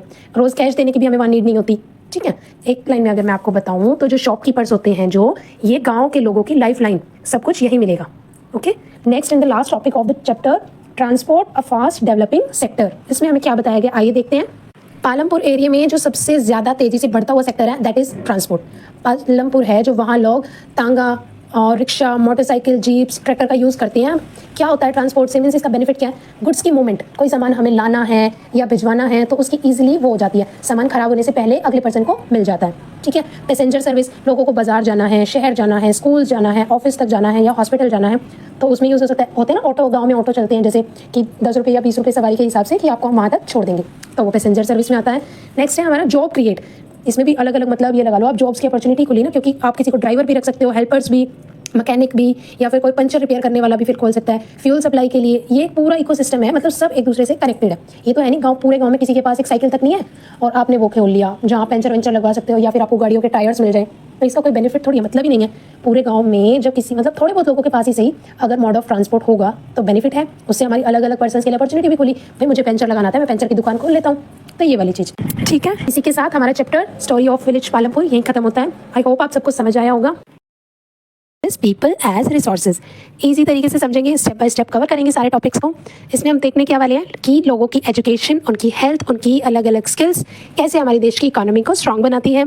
एंड वन मोर, जो अनएम्प्लॉयमेंट है उसकी प्रॉब्लम्स को समझने के लिए इंटरेस्टिंग एग्जाम्पल्स भी लेंगे। तो चलिए बिना टाइम वेस्ट किए स्टार्ट करते हैं हमारा चैप्टर पीपल एज रिसोर्सेज। सबसे पहले चैप्टर के नाम से ही स्टार्ट करते हैं, रिसोर्सेज। आप में से कितने लोगों को पता है कि रिसोर्सेज क्या होते हैं? वीडियो को पॉज कीजिए and do tell me in comment section कि रिसोर्सेज मींस क्या, आप क्या समझते हैं रिसोर्सेज क्या होते हैं, देन मैं आपको बताऊंगी। ओके, किया कमेंट? अब मैं बताती हूँ। जो भी चीज़ हमारे काम आए, हमारी नीड्स को फुलफिल करे, हमारी लाइफ को ईजी बनाए, उन्हें हम बोलते हैं रिसोर्सेज। ओके, समझ आई भी हो तो भी अच्छा है, नहीं आई तो भी मैं आपको एक्सप्लेन करती हूँ। जिस भी चीज़ से हमें फ़ायदा मिल रहा है, जो भी चीज़ ज़रूरत के टाइम हमारे काम आ रही है, that is called resources. Example बताऊँ आपको तो पानी नेचुरल रिसोर्सेज है, ये हमारा खेती में भी काम आता है, बिजली बनाने के लिए भी काम आता है, तो नेचुरल से मैनमेड भी बन गया है ये। ठीक है, ज़मीन घर बनाने के काम आती है, खेती करने के काम आती है, ये भी हमारा एक रिसोर्स है। मशीन्स अलग अलग डिफरेंट टाइप की हमारी चीज़ें बनाने के काम आती है। लोग मीन्स ह्यूमन बींग, अपना दिमाग, स्किल और मेहनत से जो काम करते हैं वो लोग, ये हमारी एक सबसे इंपॉर्टेंट रिसोर्स है। ठीक है, रिसोर्स हमारे 3 तरीके के होते हैं। कौन कौन से? First one is natural resources, जो हमें नेचर से मिले हैं, जैसे कि पानी, जंगल, धरती, हवा, अलग अलग मिनरल्स जो प्रकृति ने हमें दिए, गॉड गिफ्टेड। ठीक है, नेक्स्ट है ह्यूमन रिसोर्सेज, जो भी लोग अपने स्किल और एजुकेशन से किसी सेकंड पर्सन के या अनदर पर्सन के काम आए, that is example doctor, teacher, engineer, farmer etcetera. And last one is man made resources, जो इंसान ने बनाए हैं, जैसे कि buildings, road, car, computer, machines etcetera. तो चलिए आगे देखते हैं। नेक्स्ट टॉपिक है हमारा पीपल एज रिसोर्सेज। इसका क्या मतलब होता है कि जब लोग एक ही एसेट के होते हैं, एसेट इन द सेंस ताकत, पावर के होते हैं, तो वो सब बोझ, बर्डन नहीं कहलाते। अगर मान लो सभी लोग अनपढ़ हैं तो भाई वो एक तरीके से बर्डन है, वो कुछ काम नहीं कर रहे, उनको ना कुछ आता है, ना उनके अंदर कोई कैपेबिलिटी है, तो वो बर्डन कहला सकते हैं। बट अगर लोग पढ़े लिखे हैं, एजुकेटेड हैं, सेहतमंद हैं और स्किल्ड हैं, तो वो लोग अपने काम से पैसा कमाकर देश की इकोनॉमी में हेल्प करते हैं, जिससे हमारी कंट्री की इकोनॉमी स्ट्रांग बनती है। मीन्स टू से जैसे ज़मीन, पैसा, मशीन्स, ये सब एक रिसोर्स का काम करते हैं, ठीक वैसे ह्यूमन भी एक रिसोर्स का काम करता है। नेक्स्ट टॉपिक है हमारा economic and non economic activity. इसकी डेफिनेशंस एंड एग्जांपल जो है वो मैं आपको आगे बताती हूँ। फर्स्ट मैं आपको स्टोरी से क्लियर करती हूँ ये टॉपिक। लेट इमेजिन कि एक गांव में एक रमेश और उसकी मदर दोनों रहते हैं। तो जब उसकी माँ डेली सुबह उठ के घर के सारे काम कर रही है, उनके कपड़े धोना, सफाई करना, खाना बनाना, सब कुछ वो कर रही है सिर्फ प्यार के लिए, और उसका वो फर्ज भी है। मीन्स प्यार और ड्यूटी के लिए जब वो कर रही है, पैसे लेने के लिए नहीं। ये नहीं है कि अगर वो खाना बनाएगी तो आप उसको पैसे दोगे कि लो मम्मी आपने खाना बनाया, ये लो पैसे, आपने सफाई किया, ये लो, ऐसा कुछ भी नहीं। That is called non economic activity. And दूसरी तरफ जब रमेश अपने खेतों में काम कर रहा है, उसने जो भी क्रॉप्स वगैरह उगाई हैं वो उन्हें मार्केट में जाकर जब बेच रहा है, उन्हें बेचकर वो पैसा भी कमाएगा, जिससे उसके घर का खर्चा चलेगा, डेली के जो एक्सपेंस हैं वो निकलेंगे। That is called economic activity. काम दोनों कर रहे हैं, बट एक में हमें पैसा मिल रहा है और दूसरा हमारा सिर्फ एज अ प्यार है, ड्यूटी है, उसलिए वो किया जा रहा है वो काम, तो इसे हम बोलते हैं इकोनॉमिक एक्टिविटी। तो चलिए डेफिनेशन से समझते हैं फटाफट। बट उससे पहले आप सब वीडियो को पॉज करके मुझे economic and non economic activity in दोनों के 1 1 2 2 जो भी आपको अपने लगे कि ये एग्जाम्पल हो सकता है वो मुझे ज़रूर बताइए। तो चलिए देखते हैं क्या होता है इकोनॉमिक एक्टिविटी? जो भी काम हम पैसा कमाने के लिए करते हैं या पैसे के लिए करते हैं, that is economic activity. Means जो भी काम हम कर रहे हैं उसके बदले हमें सैलरी मिल रही है, हमें प्रॉफिट हो रहा है, हमारी इनकम जनरेट हो रही है। जो इनकम हमारी रोजी रोटी मीन्स हमारे घर खर्च चलाने के, हमारे 2 वक्त के खाने के जुगाड़ के लिए या फिर देश की इकोनॉमी को जो स्ट्रॉन्ग बनाते हैं, that is called economic activity. Example से समझते हैं कि टीचर स्कूल में पढ़ा रहा है, उसके बदले उसको क्या मिलेगा? उसके बदले उसको सैलरी मिलेगी। और डॉक्टर्स हैं वो पेशेंट का ट्रीटमेंट कर रहे हैं, उसके बदले उनको फीस मिलेगी। फार्मर्स हैं वो साल भर अपनी फसल वगैरह उगाते हैं, देन जाकर उन्हें मार्केट में बेचते हैं, उसके बदले भी उन्हें क्या होगा? पैसा मिलेगा। तो ये सब हमारे एग्जांपल्स हैं इकोनॉमिक एक्टिविटी के। नेक्स्ट है हमारा नॉन इकोनॉमिक एक्टिविटी, जो काम सिर्फ प्यार फर्ज इसके लिए किए जाए, अपना फर्ज समझ के जो भी काम किए जाएं। जैसे मैंने आपको स्टोरी में ही बताया कि रमेश और उसकी मदर जब रहते हैं तो उसकी मदर दिन भर उसके लिए खाना बनाना, उस सफाई करना और भी उसके छोटे मोटे जो भी काम है वो सब करती है। उसके बदले उसे कोई पैसे नहीं मिलते, बट ये उसका फर्ज है, वो प्यार से करती है ये चीज़ें, ठीक है। That is called non economic activity. Example से समझते हैं, जैसे हमारी मदर घर में हमारे लिए खाना बना रही है, पापा है वहाँ बच्चों के साथ खेल रहे हैं, उनका होमवर्क करने में हेल्प कर रहे हैं। कोई भी इंसान अपनी मर्जी से सोशल वर्क कर रहा है बिना पैसे के लिए, ठीक है। एक क्विकली सिंपल लाइन में बताऊं तो नॉन इकोनॉमिक एक्टिविटी जो सिर्फ प्यार और ड्यूटी वाला काम होता है, इसमें कोई भी इनकम जनरेट नहीं होती, कोई भी किसी तरीके का पैसा नहीं मिलता। और इकोनॉमिक एक्टिविटी जो काम पैसे के बदले किए जाते हैं, ठीक है। नेक्स्ट टॉपिक है हमारा economic activities by the man and women. सबसे फर्स्ट मैं आपको डेफिनेशंस बता भी चुकी हूँ, दोबारा बता रही हूँ। इकोनॉमिक एक्टिविटी वो काम जो पैसे के लिए किए जाते हैं या जो काम करने के बदले हमें पैसे मिलते हैं। जैसे एग्जांपल मैंने बताए थे कि टीचर अगर स्कूल में पढ़ा रहा है तो उसके बदले उसको सैलरी मिल रही है। कोई डॉक्टर अगर किसी पेशेंट का इलाज कर रहा है तो उसके बदले उसको फीस मिलती है, दैट इज इकोनॉमिक एक्टिविटी। अब समझते हैं मैन और वुमेन का क्या रोल है। मैंस की इकोनॉमिक एक्टिविटीज़ देखते हैं। एज वी नो मैंस जो है वो ज़्यादातर बाहर जाकर काम करते हैं, जैसे कि खेती करना, दुकान चलाना, ट्रांसपोर्ट का काम जैसे ड्राइवर वगैरह हो गया, ये सब फैक्ट्री में काम करना या फिर ऑफिसेज सर्विस सेक्टर में जॉब करना, एक्सेट्रा एक्सेट्रा। जो मैंस का काम होता है वो रिकॉग्नाइज्ड होता है, जो कि हमारा नेशनल इनकम जो हमारी कंट्री की राष्ट्रीय आय है उसमें काउंट होता है। नेक्स्ट है हमारा वुमेन्स इकोनॉमिक एक्टिविटी। वुमेन्स जो है वो हमारे 2 तरह से काम करती हैं। कैसे? पेड और अनपेड। मीन्स इकोनॉमिक और नॉन इकोनॉमिक एक्टिविटीज़। एक पेड वर्क जो होता है ये हमारा होता है इकोनॉमिक एक्टिविटी। मीन्स जब कोई वुमेन खेती में मदद कर रही है, पशुपालन में मदद कर रही है, विविंग या फिर हैंडवर्क हैंडीक्राफ्ट का कुछ काम, जितने भी स्मॉल इंडस्ट्रीज़ है, अगर इनमें कोई भी वुमेन काम कर रही है, मीन्स जो काम करने के बदले उन्हें पैसा मिल रहा है, ठीक है, दैट इज पेड वर्क। इससे हम बोलते हैं इकोनॉमिक एक्टिविटी।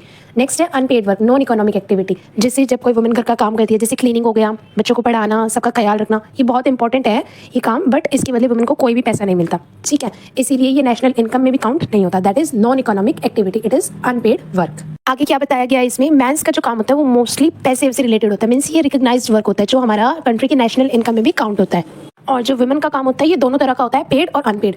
मीन्स पैसे लाने वाला काम भी होता है और घर के लिए ये अनपेड वर्क भी होता है, बट घर का जो अनपेड काम है वो इकोनॉमिक एक्टिविटी नहीं माना जाता। ये हमारा क्या होता है? नॉन इकोनॉमिक एक्टिविटी में कंसिडर होता है। तो ये था हमारा economic activity by mans and womens. आइए आगे देखते हैं, हमारा नेक्स्ट टॉपिक है human capital and human capital formation. इसमें क्या है देखिए, आपने सबने सुना ही होगा कि जो मशीन्स होती हैं, बिल्डिंग होती हैं, वो एक कंट्री की एसेट होती है, उसकी पावर होती है।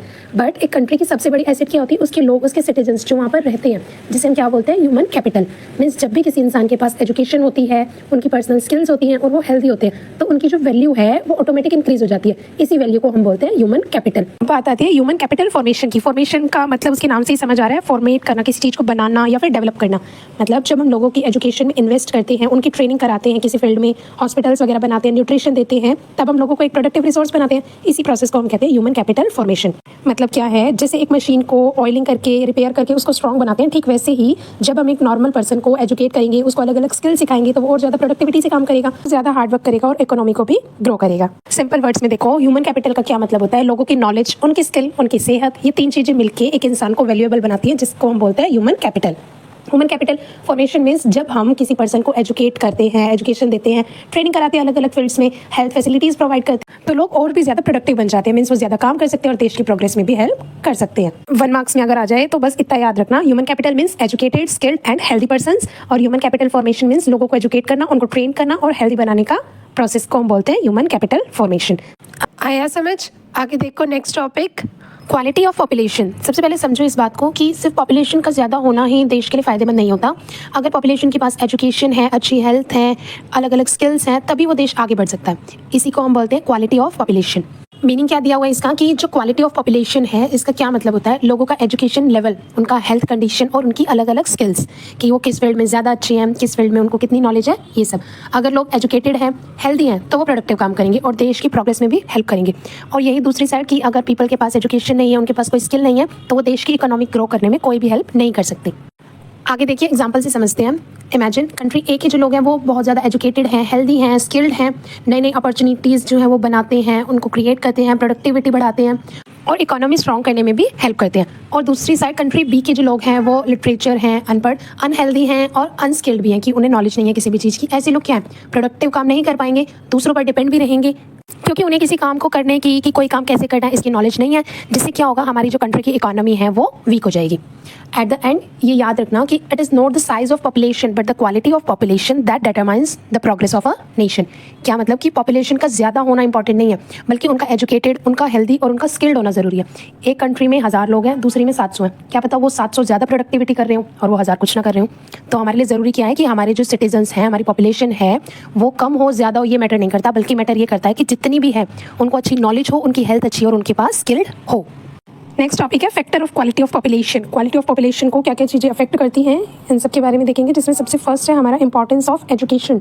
आइए देखते हैं इसमें क्या है। फर्स्ट तो एजुकेशन का मतलब सिर्फ स्कूल कॉलेज की डिग्री वगैरह नहीं है। एजुकेशन एक्चुअली एक प्रोसेस है नॉलेज, स्किल, वैल्यू और एटीट्यूड सीखने का। इससे एक इंसान की सोच, उसकी पर्सनैलिटी, उसके जीवन जीने का तरीका, मीन्स उसकी लाइफस्टाइल पूरी तरीके से चेंज हो जाती है। ये सिर्फ एक पर्सन को नहीं बल्कि पूरी सोसाइटी और कंट्री को डेवलप करता है। आइए इसके कुछ की पॉइंट्स हमें दिए गए हैं, वन बाय वन उनको डिस्कस करते हैं, जिसमें सबसे फर्स्ट है हमारा पर्सनल डेवलपमेंट। नाम से ही क्लियर हो रहा है कि एक पर्सन का डेवलपमेंट, उसका विकास कैसे होता है। देखो, जब एक पर्सन हमारा एजुकेटेड होता है तो उसके सोचने का तरीका, उसका confidence level, decision making power सब स्ट्रॉन्ग हो जाता है। एग्जाम्पल से समझो, अगर आप एक एजुकेटेड पर्सन हो तो आप किसी भी चीज़ को, उसमें क्या सही है और क्या गलत है, आप ये चीज़ इजीली अंडरस्टैंड कर पाओगे। मीन्स टू से एजुकेशन एक इंसान को अवेयर, सतर्क, कॉन्फिडेंट और रिस्पॉन्सिबल मीन्स जिम्मेदार व्यक्ति बनाती है। कोई भी चीज़ को लेके, अगर आप पढ़े लिखे हो तो किसी भी चीज़ को लेके आपका सोचने का तरीका, आपका अपनी बात रखने का तरीका बिल्कुल ही अलग होगा उस व्यक्ति से जो भी पढ़ा लिखा नहीं है। नेक्स्ट पॉइंट है हमारा इकोनॉमिक ग्रोथ मीन्स आर्थिक विकास। हम सब जानते हैं कि पढ़ाई और स्किल दोनों मिलकर एक पर्सन को प्रोडक्टिव और इनोवेटिव बनाते हैं, उसके माइंड को शार्प करते हैं कि वो अलग अलग चीज़ों को सोच सके, डीपली किसी चीज़ को सोच सके या फिर अलग अलग चीज़ों पर रिसर्च कर सके। जैसे आईटी इंडस्ट्रीज़ हो गया, अलग अलग स्टार्टअप्स हो गए, एआई का यूज़ करना हो गया। इन सब की जो ग्रोथ है इंडिया में क्यों इतनी ज़्यादा हुई, क्योंकि एजुकेटेड पर्सन यहाँ पर हैं, बहुत है। और तो इससे हमें क्या समझ आया कि जितने पर्सन एजुकेटेड होंगे इकोनॉमी हमारी उतनी ही ज़्यादा ग्रो करेगी। नेक्स्ट पॉइंट है हमारा एम्प्लॉयमेंट अपॉर्चुनिटीज़ मीन्स रोजगार के मौके। जैसा कि आप सबको पता है कि एजुकेशन जितनी ज़्यादा होगी हमारे पास उतनी अलग अलग अपॉर्चुनिटी खुलती जाएगी। जैसे एग्जांपल से समझो, अगर आपने 12th की हुई है तो आप एसएससी में CHSL वगैरह भर सकते हो, और यही अगर आप ग्रेजुएशन कर चुके हो तो आप CGL के लिए भी अप्लाई कर सकते हो। ये हमारे मतलब पर्सनली एग्जाम्पल हैं। तो हायर एजुकेशन से हमें और अच्छी बेटर नौकरी, अच्छी इनकम के चांस हमारे जनरेट होते हैं। जैसे जो हमारे डॉक्टर्स हैं, इंजीनियर हैं, टीचर्स हैं, ये अपनी स्पेशलाइज्ड नॉलेज की वजह से ही सोसाइटी में एक अलग अपना प्रोफेशन चला रहे हैं, अच्छी इनकम कर रहे हैं। ठीक है, एजुकेशन एक तरह से हमारा पासपोर्ट है अच्छी जॉब के लिए। इसका क्या मतलब है, जैसे अगर हमारे पास पासपोर्ट है, हम अलग अलग कंट्रीज़ में विजिट कर सकते हैं, कहीं भी आने जाने के लिए। मान लो हमें फॉरेन, इस कंट्री में घूमना है, उस कंट्री में घूमना है, उसके लिए हमें पासपोर्ट की नीड है।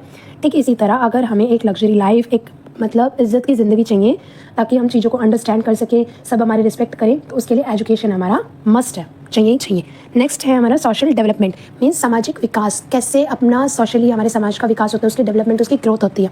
एजुकेशन हमारी है जो सोशल एविल्स, जैसे चाइल्ड मैरिज हो गया, डॉवरी सिस्टम हो गया, कास्ट डिस्क्रिमिनेशन हो गया, इन चीज़ों को कम करता है। मीन्स ये लोगों के माइंडसेट को पूरी तरीके से चेंज करता है कि ये सभी चीज़ें जो मैंने आपको बताई कि किसी को उसके जेंडर, रिलीजन के आधार पर उसके साथ डिस्क्रिमिनेट करना, या फिर अपर और लोअर कास्ट की वजह से उसके साथ भेदभाव करना, चाइल्ड मैरिज, बाल विवाह कहते हैं जिसे, और डॉवरी सिस्टम वगैरह हो गया, दहेज प्रथा, ये सब गलत है। एजुकेशन के बाद हमें ये चीज़ें ऑटोमेटिक समझ आने लगती हैं कि भाई ये चीज़ें गलत है, ऐसा नहीं करना चाहिए।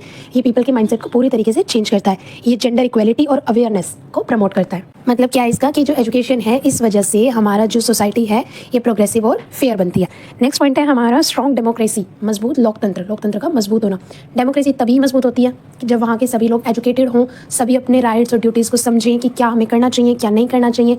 एग्जाम्पल से बताती हूँ कि जहाँ का लिटरेसी रेट हाई होता है वहाँ के लोग वोट भी अपना, जो हम इलेक्शन में वोट डालते हैं वो भी सोच समझ कर देते हैं।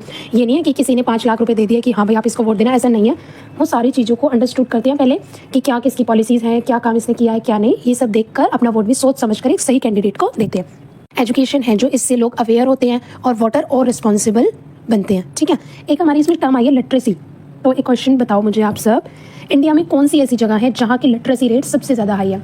आप सब इसका कमेंट जरूर कीजिएगा कि कौन सा ऐसा स्टेट है जहाँ की लिटरेसी रेट सबसे ज़्यादा हाई है। देन नेक्स्ट वीडियो में मैं आपको इसका आंसर बताऊंगी। ओके, तो चलिए आगे चलते हैं। हमारा नेक्स्ट टॉपिक है नेशनल डेवलपमेंट। तो नेशनल डेवलपमेंट से आप लोगों को क्या समझ आया, इसका क्या मतलब होता है, देश का विकास, उसकी ग्रोथ। ठीक है, इसमें हमारा बताया गया है कि जो एजुकेटेड पॉपुलेशन है वह ये कंट्री को डेवलप कर सकती है। मान लो एक पूरी कंट्री में 1 लाख लोग रहते हैं और वो सब कुछ नहीं उन्हें आता, ठीक है, उनको किसी स्किल की नॉलेज नहीं है, ना ही वो पढ़े लिखे हैं, तो उस देश की ग्रोथ कैसे होगी? नहीं हो सकती। तो इसीलिए ये बोला जाता है कि एक कंट्री की ग्रोथ उसके सिटीजन्स की एजुकेशन के स्किल्स के ऊपर डिपेंड करती है कि वहाँ के लोग कितने एजुकेटेड है।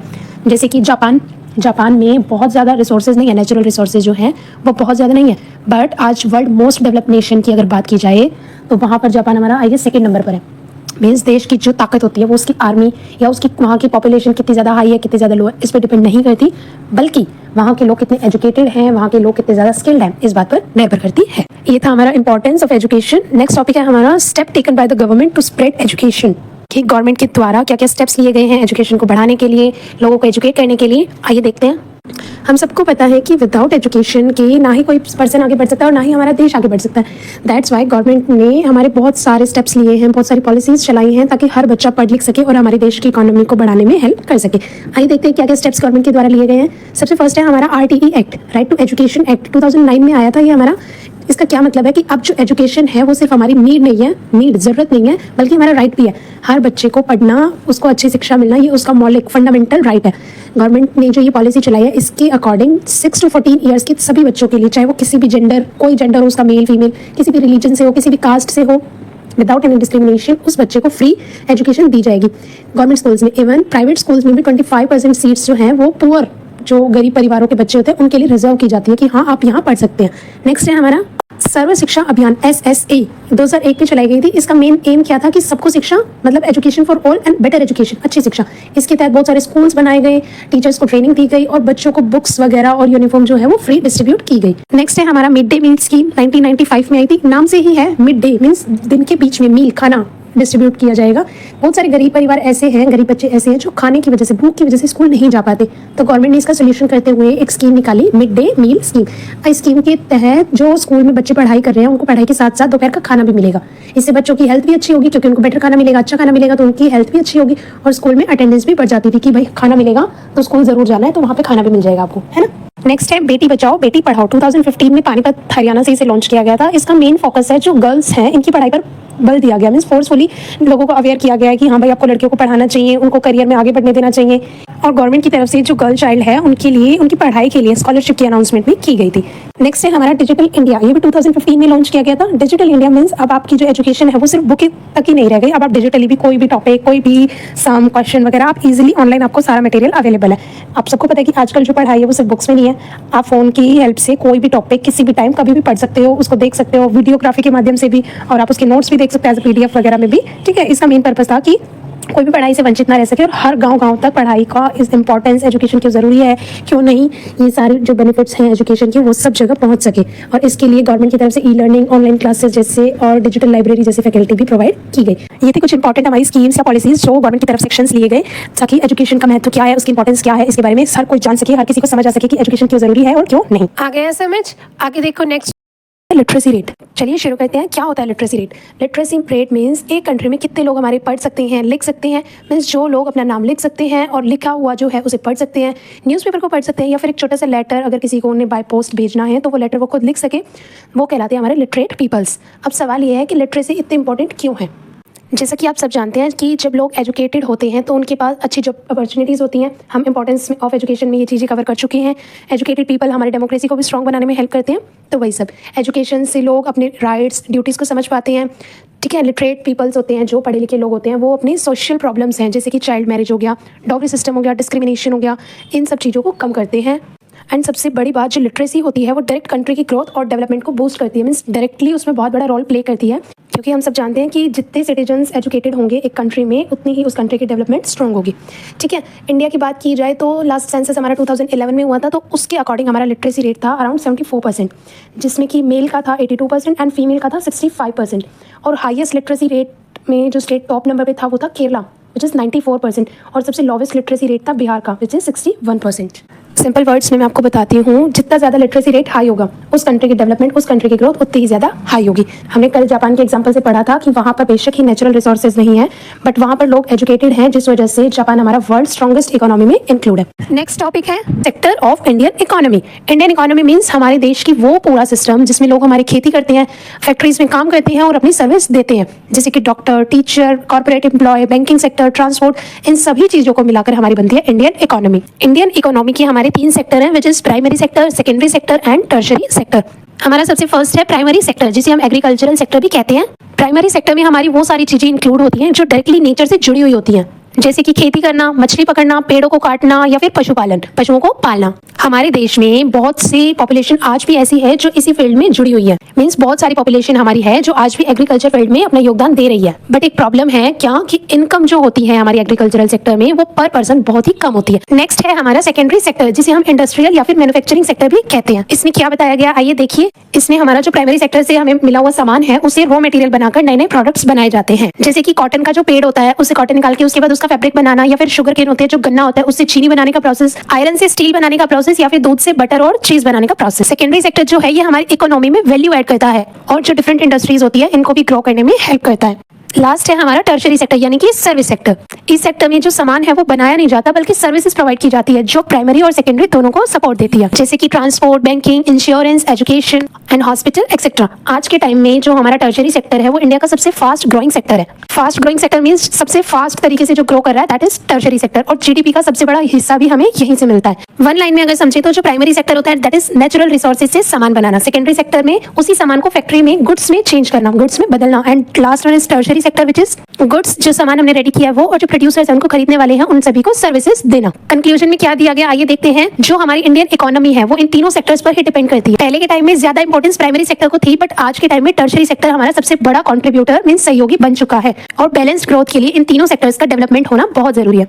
Next and the last topic of our chapter, unemployment. जैसा कि हम सब जानते हैं अनएम्प्लॉयमेंट एक ऐसी प्रॉब्लम है जो इंडिया की प्रोग्रेस को रोक देती है। सिंपल वर्ड्स में मैं बताऊं तो अनएम्प्लॉयमेंट का क्या मतलब होता है, जब कोई पर्सन काम करना चाहता है, उसके पास स्किल भी है, नॉलेज भी है, बट फिर भी उसे जॉब नहीं मिल रही, दैट इज कॉल्ड अनएम्प्लॉयमेंट। ठीक है, अनएम्प्लॉयमेंट हमारी अलग अलग टाइप्स की होती है, जिसमें सबसे फर्स्ट है हमारा seasonal unemployment. Seasonal unemployment mainly गांव में एग्रीकल्चर में होती है, खेती के टाइम। जैसे जो लैंडलेस फार्मर्स होते हैं उन्हें काम सिर्फ एक पर्टिकुलर सीजन नहीं मिलता है, जैसे कि फसल कटाई के टाइम या फिर बुआई बुनने के टाइम पे, उगाने के टाइम पे, बाकी का सारा टाइम वो लोग जॉबलेस रहते हैं। एक एग्जांपल से समझते हैं, एक किसान सिर्फ 4 महीने खेती का काम ही उसे मिल सकता है, बाकी 8 महीने वो अनएम्प्लॉयड रहता है। इसे हम बोलेंगे सीजनल अनएम्प्लॉयमेंट। नेक्स्ट है हमारा डिस्गाइज्ड अनएम्प्लॉयमेंट। इसमें क्या होता है आइए देखिए, ये हमारी एक हिडन अनएम्प्लॉयमेंट है। हिडन मींस काम दिख तो रहा है बट एक्चुअली उतनी जरूरत नहीं होती वर्कर्स की। एग्जांपल से समझते हैं, एक खेती का काम चल रहा है, उसमें 3 लोग इनफ है और वहां अपॉइंट है 6 लोग। अगर 3 लोगों को उस काम से अगर हटा भी दिया जाता है तो भी प्रोडक्शन में किसी तरह का कोई फर्क नहीं पड़ेगा। आगे देखिए, अब हम बात करेंगे अर्बन एम्प्लॉयमेंट की। ये हम सबको पता है बेरोजगारी ज्यादातर शहरों और टाउन्स में ही देखी जाती है। इसके हमारे 2 मेजर टाइप हैं। First one is educated unemployment. आपने अक्सर देखा होगा कि शहरों में लोग बहुत अच्छे डिग्री लेकर भी जॉब नहीं कर पा रहे हैं, जॉब के लिए भटक रहे होते हैं। इसके पीछे का रीजन क्या है कि जॉब अपॉर्चुनिटीज कम होती हैं या फिर अवेलेबल जॉब्स हैं जो वो उनके क्वालिफिकेशन लेवल से मैच नहीं होती, जैसे कि ये एक एमबीए किए हुए स्टूडेंट को भी छोटी क्लर्क वाली जॉब करने पर मजबूर होना पड़ता है। नेक्स्ट है हमारा इंडस्ट्रियल अनएम्प्लॉयमेंट। हम सबको पता है कि जो शहरों में है हमें जॉब क्या इंडस्ट्रीज में मिलती है, बट जब इंडस्ट्रीज जो है उनकी ग्रोथ स्लो हो जाती है या फिर मशीन अपना मैनुअल काम करने लग जाती है, मींस सारा काम मशीन से ही हो रहा है, तो वो ह्यूमन को रिप्लेस कर देती है, तो वर्कर्स जो है उनको जॉब से निकाल दिया जाता है, जैसे फैक्ट्रीज में मशीन के आने की वजह से कामगार की जरूरत कम हो जाती है। ये था हमारा अर्बन अनएम्प्लॉयमेंट। नेक्स्ट है हमारा इम्पैक्ट ऑफ अनएम्प्लॉयमेंट। अनएम्प्लॉयमेंट है जो बेरोजगारी है उसका इफेक्ट सिर्फ पर्सनली इंडिविजुअली खुद पर नहीं बल्कि पूरे देश पर पड़ता है। आइए देखते हैं कैसे। फर्स्ट है हमारा पॉवर्टी इंक्रीज हो जाती है, गरीबी बढ़ जाती है। काम नहीं मिलेगा तो इनकम भी नहीं होगी, इसकी वजह से गरीबी बढ़ जाएगी। नेक्स्ट है स्टैंडर्ड ऑफ लिविंग। रहने का क्या स्टैंडर्ड था उसका जो लेवल है वो गिर जाता है, लोग अपनी बेसिक नीड्स ही पूरी नहीं कर पाते, तो अदर एक्सपेंस की तरफ जाना तो दूर की बात है। नेक्स्ट है इकोनॉमिक ग्रोथ है वो रुक जाती है, जब लोग प्रोडक्टिव काम नहीं करेंगे तो देश का जीडीपी भी स्लो हो जाता है। लास्ट है हमारा जो हमारी सोशल प्रॉब्लम्स है वो इंक्रीज हो जाती है, जैसे कि क्राइम, फ्रस्ट्रेशन, माइग्रेशन, लोगों का गाँव से शहर की तरफ आना, दैट इज माइग्रेशन। तो स्टूडेंट्स, अनएम्प्लॉयमेंट एक ऐसी प्रॉब्लम है जो देश की इकोनॉमी और सोसाइटी दोनों को ही वीक बना देती है। इसीलिए गवर्नमेंट को नई जॉब क्रिएट करने वाली स्किल डेवलपमेंट और इंडस्ट्री बढ़ाने पर फोकस करना चाहिए। गरीबी सिर्फ पैसों की कमी का नाम नहीं है, हम अपनी बेसिक नीड्स भी पूरी नहीं कर पाते हैं। ये प्रॉब्लम भी हमारी पूरी कंट्री की डेवलपमेंट को रोकती है। इंडिया की सबसे मेजर प्रॉब्लम में से एक गरीबी यानी कि पॉवर्टी के बारे में। पॉवर्टी का मीन सिर्फ पैसों की कमी का नाम नहीं है, ये एक ऐसी पोजीशन है जिसमें लोगों के पास रोटी, कपड़ा, मकान, पढ़ाई, बिजली, पानी जैसी अपनी बेसिक नीड्स को फुलफिल करने के रिसोर्सेज भी नहीं है। इस चैप्टर में हम देखेंगे कि पॉवर्टी को कैसे खत्म किया जा सकता है, इंडिया में क्या क्या मेजर स्टेप्स लिए गए हैं, पॉवर्टी को खत्म करने के लिए क्या क्या इसमें चैलेंजेस हैं। तो चलिए स्टेप बाय स्टेप समझते हैं। सबसे फर्स्ट टॉपिक है इंट्रोडक्शन। आइए देखिए क्या है इसमें। पॉवर्टी का मतलब जो हमारी बेसिक नीड्स है, खाना, कपड़ा, मकान, इलाज, बीमारी होने पर या फिर एजुकेशन, उसको भी पूरा ना कर पाना, दैट इज कॉल्ड पॉवर्टी। गरीबी क्या मतलब है इसका कि गरीबी है जो वो सिर्फ पैसों की कमी नहीं है बल्कि एक ऐसी पोजीशन है जिसमें ह्यूमन का जो स्टैंडर्ड ऑफ लिविंग, उसके रहने का जो तरीका है वो बहुत ही लो लेवल का होता है। जो पुअर लोग होते हैं वो अच्छे स्कूल में पढ़ाई नहीं कर पाते, प्रॉपर हेल्थ सर्विस नहीं ले पाते और कभी कभी इन्हें सोशल डिस्क्रिमिनेशन, सामाजिक भेदभाव भी झेलना पड़ता है। एग्जाम्पल देखिए, दिल्ली के जो स्लम एरियाज में रहने वाले लोग झोपड़ी में रहते हैं, साफ पानी भी नहीं मिलता उन्हें पीने को और बच्चे जो हैं वो स्कूल ना जाकर के कामों में लग जाते हैं। दैट इज कॉल्ड पॉवर्टी, गरीबी। नेक्स्ट टॉपिक है हमारा मिनिमम फूड रिक्वायरमेंट। इसमें क्या बताया गया कि हर पर्सन को एनर्जी की नीड होती है जो कि हमें कैलोरीज से मिलती है। क्या मतलब है इसका कि पॉवर्टी लाइन को मेजर करने के लिए कि कौन गरीब है कौन अमीर है, इसका डिसीजन लेने के लिए कैलोरी रिक्वायरमेंट को बेस बनाया गया है। क्राइटेरिया सेट कर दिया गया कि ये लेवल है, अगर आप इससे अबव हो तो मीन्स आप गरीब नहीं हो और अगर इससे आप लो हो दैट मीन्स आप पॉवर्टी लाइन के अंडर आते हो। क्राइटेरिया कैसे सेट किया गया है? जो रूरल एरियाज होते हैं, जो ग्रामीण एरिया है, वहां पर जो किसान है, मजदूर हैं, वो खेतों में मेहनत करते हैं, उन्हें 2400 कैलोरीज पर डे चाहिए ही होती है। And next is urban areas में जो फिजिकल काम करने वाले लोग हैं उन्हें 2100 कैलोरीज पर डे इनफ है। समझ आया? मैं एग्जांपल से बताती हूँ। देखो, जो गांव में किसान है वो सुबह से शाम तक खेतों में हल चला रहा है, मजदूरी कर रहा है, तो उसे ज्यादा रोटी, दाल, सब्जी, दूध इसकी नीड है। और शहरों में काम करने वाले जो कॉर्पोरेट एम्प्लॉयज हैं वो सारा दिन एसी में बैठकर काम करते हैं, इसीलिए उन्हें कम कैलोरीज और कम एनर्जी की नीड होती है। नेक्स्ट टॉपिक है इंडिकेटर्स ऑफ पॉवर्टी। पॉवर्टी गरीबी है जो उसको सिर्फ इनकम से मेजर नहीं किया जाता बल्कि सोशल कंडीशंस भी देखी जाती हैं, जिससे ये डिसाइड होता है कि हाँ ये पॉवर्टी लाइन से बिलो है या फिर अपर। जिसमें हमारा फर्स्ट इंडिकेटर है इकोनॉमिक इंडिकेटर। इसमें इनकम और कंजम्पशन एक्सपेंडिचर के आधार पर गरीबी को मेजर किया जाता है। एग्जाम्पल से समझते हैं, अगर किसी फैमिली की मंथली इनकम 5000 है और उनकी जो बेसिक नीड्स हैं उन पर 7000 खर्च हो रहा है तो वो भी फैमिली हमारी गरीब मानी जाएगी। नेक्स्ट है सोशल इंडिकेटर, मीन्स जो गरीबी का असर है वो सोसाइटी के अलग अलग पॉइंट्स पर भी पड़ता है। कैसे? जैसे कि इलिटरेसी, मेल न्यूट्रिशन मीन्स कुपोषित, इन्फेंट मोरालिटी, बच्चों की जल्दी मौत होना, या फिर लैक ऑफ सैनिटेशन, स्वच्छता की कमी होना, बिजली की कमी होना, पीने के लिए साफ पानी अवेलेबल ना होना। एग्जाम्पल से समझते हैं, जो झुकी झोपड़ियों में रहने वाले बच्चे होते हैं वो मोस्टली कुपोषित होते हैं क्योंकि उन्हें टाइम पर खाना नहीं मिल रहा, हेल्थ से रिलेटेड फैसिलिटीज नहीं मिल रही, पीने के लिए साफ पानी, साफ टॉयलेट अवेलेबल नहीं है। ये हमारे जो हैं पॉइंट्स, ये पॉवर्टी के सोशल इंडिकेटर्स हैं। Next, causes of poverty in India. इसमें हमारे अलग अलग कॉज हैं, अलग अलग कारण हैं, जिसमें सबसे फर्स्ट है हिस्टोरिकल कॉजेज। इसमें क्या बताया गया है, जब ब्रिटिशर्स का रूल था इंडिया पर तो उन्होंने इंडस्ट्रीज और हैंडीक्राफ्ट्स हैं जो वो पूरी तरीके से बर्बाद कर दिए थे। फार्मर से एक्सट्रीम लेवल पे जाकर के टैक्स लिया गया था। एग्जाम्पल से समझते हैं, बंगाल के जो बुनकर थे, जो हैंड वर्क वाले लोग थे, उनको जबरदस्ती कपड़ा बुनने से रोका गया, जिसकी वजह से उनके पास पैसे की बहुत कमी हो गई और उन्हें भूख का सामना करना पड़ा और भूख की वजह से ही कई वहां पर जो बंगाली थे बुनकर वगैरह उनकी मौत भी हो गई। नेक्स्ट है स्लो इकोनॉमिक ग्रोथ।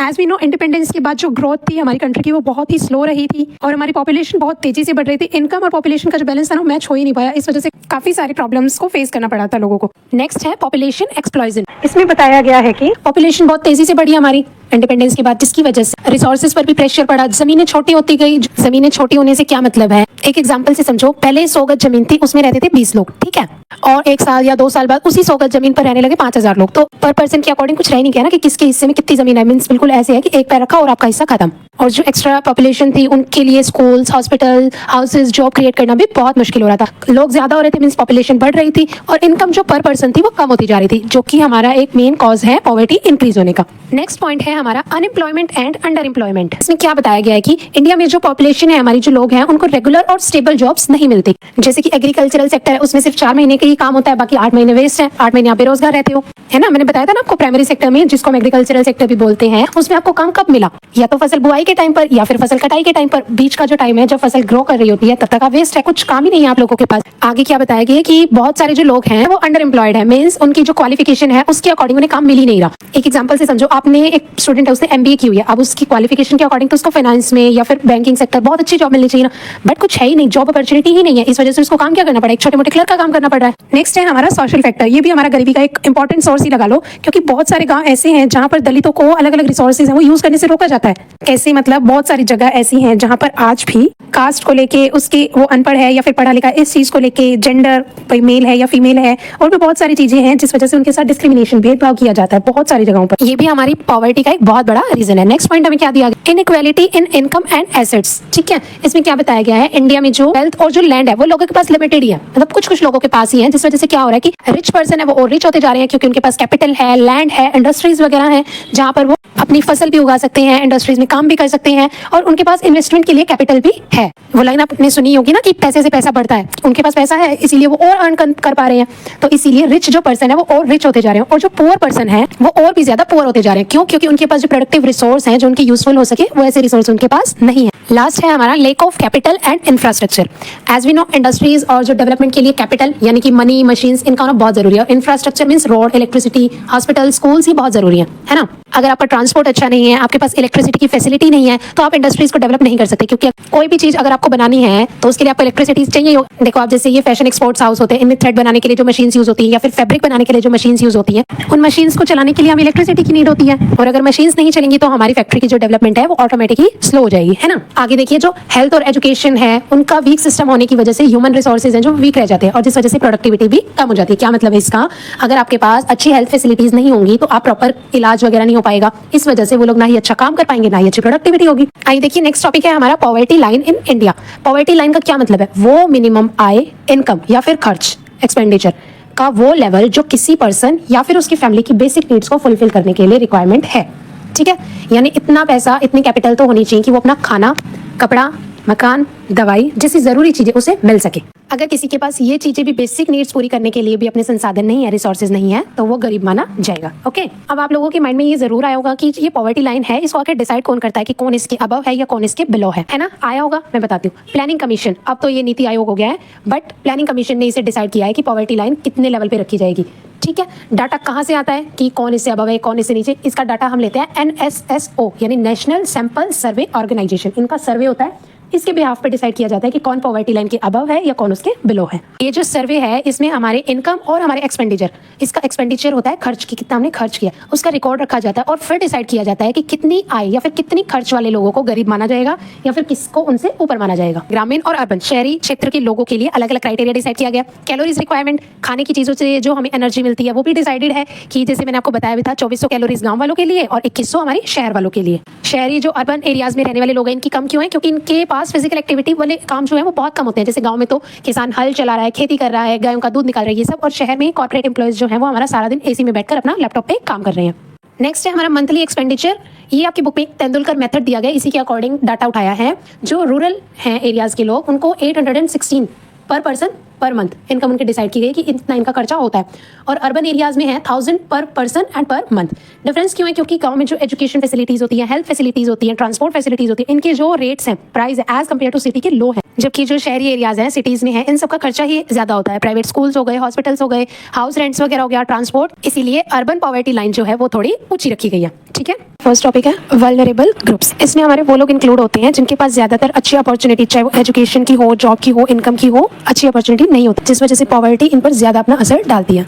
इसमें हमारे अलग अलग कास्ट, अलग अलग ग्रुप्स इंक्लूड होते हैं, जिसमें सबसे फर्स्ट है हमारा SC शेड्यूल्ड कास्ट। सोसाइटी में डिस्क्रिमिनेशन होने की वजह से इन्हें इक्वल अपॉर्चुनिटी नहीं मिल पाती है, पढ़ाई नौकरी तक पहुंचना बहुत ही मुश्किल हो जाता है, जिसकी वजह से गरीबी ज्यादा होती है। नेक्स्ट है ST शेड्यूल्ड ट्राइब। ये लोग जो होते हैं ज्यादातर जंगलों या फिर दूर दराज के जो इलाके होते हैं, बाहरी इलाके, वहां पर ये रहते हैं। इस वजह से भी इन्हें एजुकेशन या फिर हेल्थ फैसिलिटीज या फिर अपॉर्चुनिटी जॉब्स वगैरह की ये फैसिलिटीज इन्हें बहुत कम मिलती है, इसी वजह से पॉवर्टी इन पर ज्यादा अपना असर डालती है। नेक्स्ट है रूरल एग्रीकल्चर लेबर। गाँव में खेतों में काम करने वाले जो मजदूर लेबर होते हैं वो इसमें इंक्लूड होते हैं। इनके पास अपनी खुद की जमीन नहीं होती, ये दूसरों के खेतों में काम करके अपना गुजर बसर करते हैं। नेक्स्ट है अर्बन कैजुअल वर्कर्स। शहरों में जो लोग दिहाड़ी मजदूरी करते हैं, जैसे कंस्ट्रक्शन वर्कर, रिक्शा वाले हो गए, ये सब इसमें इंक्लूड होते हैं। नेक्स्ट है womens, childrens and elders people. Womens को हमेशा मेंस के कंपैरिजन वेतन कम मिलता है, सैलरी कम मिलती है, उनकी जो जॉब्स अपॉर्चुनिटी होती है वो भी बहुत कम होती है। बहुत से बच्चे हैं जो पढ़ाई पूरी नहीं कर पाते, कम उम्र में उन्हें मजदूरी वगैरह करनी पड़ती है, और बुजुर्ग जो हैं, एल्डर पीपल्स, इसमें काम करने की जो कैपेसिटी होती है इनकी वो घट जाती है और इन्हें अपना जीवन गरीबी में बिताना पड़ता है। नेक्स्ट टॉपिक है पॉवर्टी ट्रेंड्स इन इंडिया। इसमें क्या बताया गया है? देखो 1973 से 74 के बीच लगभग 55% इंडिया के जो सिटीजन्स थे वो पॉवर्टी लाइन के नीचे थे। मतलब आधे से ज्यादा जो इंडियंस थे उनके पास इतनी भी इनकम नहीं थी कि वो अपनी बेसिक नीड्स जैसे खाना, कपड़े, घर, एजुकेशन या फिर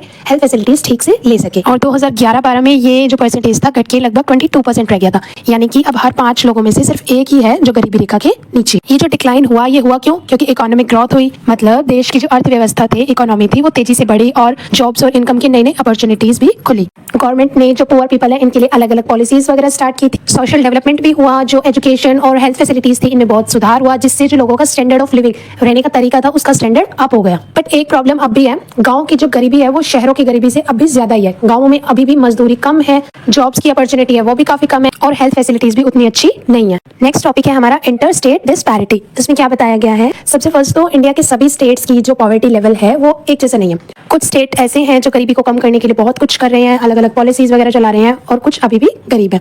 सबसे पहले तो हमारे बेटर परफॉर्मिंग स्टेट्स में आता है केरला। यहाँ की गवर्नमेंट ने एजुकेशन और हेल्थ फैसिलिटीज इस पे बहुत इन्वेस्ट किया है, और पढ़ाई और अच्छी हेल्थ होने की वजह से लोगों का जो स्टैंडर्ड ऑफ लिविंग है, रहने का तरीका है, ये बहुत सुधरा है पहले के कंपैरिजन। नतीजा क्या निकला है, कंक्लूजन, यहाँ पर गरीबी काफी कम हो गई है। नेक्स्ट है तमिलनाडु। इस स्टेट का जो पीडीएस सिस्टम है, पब्लिक डिस्ट्रीब्यूशन सिस्टम, ये बहुत अच्छा है। पीडीएस सिस्टम क्या होता है, गरीब लोगों को सस्ता अनाज, चीनी, तेल आदि देना, इससे लोगों की जो बेसिक नीड्स है ना वो पूरी हो जाती है और गरीबी कम हो जाती है। नेक्स्ट है पंजाब एंड हरियाणा। यहाँ पर ग्रीन रेवोल्यूशन की वजह से खेती में बहुत सुधार हुआ है। गेहूं और चावल उसकी पैदावार बहुत बढ़ी है, जिस वजह से जो फार्मर्स हैं उनकी इनकम बढ़ी है और पॉवर्टी डिक्रीज हो गई है। आगे देखो, इसमें बताया गया अब पुअर परफॉर्मिंग स्टेट, जो कमजोर प्रदर्शन करने वाले स्टेट्स हैं, इसमें कौन कौन इंक्लूड है, बिहार, उड़ीसा, उत्तर प्रदेश, मध्य प्रदेश एंड असम। इन राज्यों में जो इंडस्ट्रीज है वो बहुत कम है, इंफ्रास्ट्रक्चर भी सही तरह से विकसित नहीं है। इंफ्रास्ट्रक्चर में हमारी सड़क, बिजली, पानी, ये भी इसकी फैसिलिटी सही नहीं है। यहाँ पर जो है पॉपुलेशन तो बहुत बढ़ रही है, बट जो अपॉर्चुनिटीज है इनकम की वो उतनी नहीं है। गवर्नमेंट पॉलिसीज का सही तरीके से इंप्लीमेंटेशन नहीं हो रहा, यही रीजन है कि यहाँ जो गरीबी का लेवल है वो ज्यादा है। नेक्स्ट टॉपिक है ग्लोबल पॉवर्टी सिनेरियो। इसमें देखो क्या बताया गया है,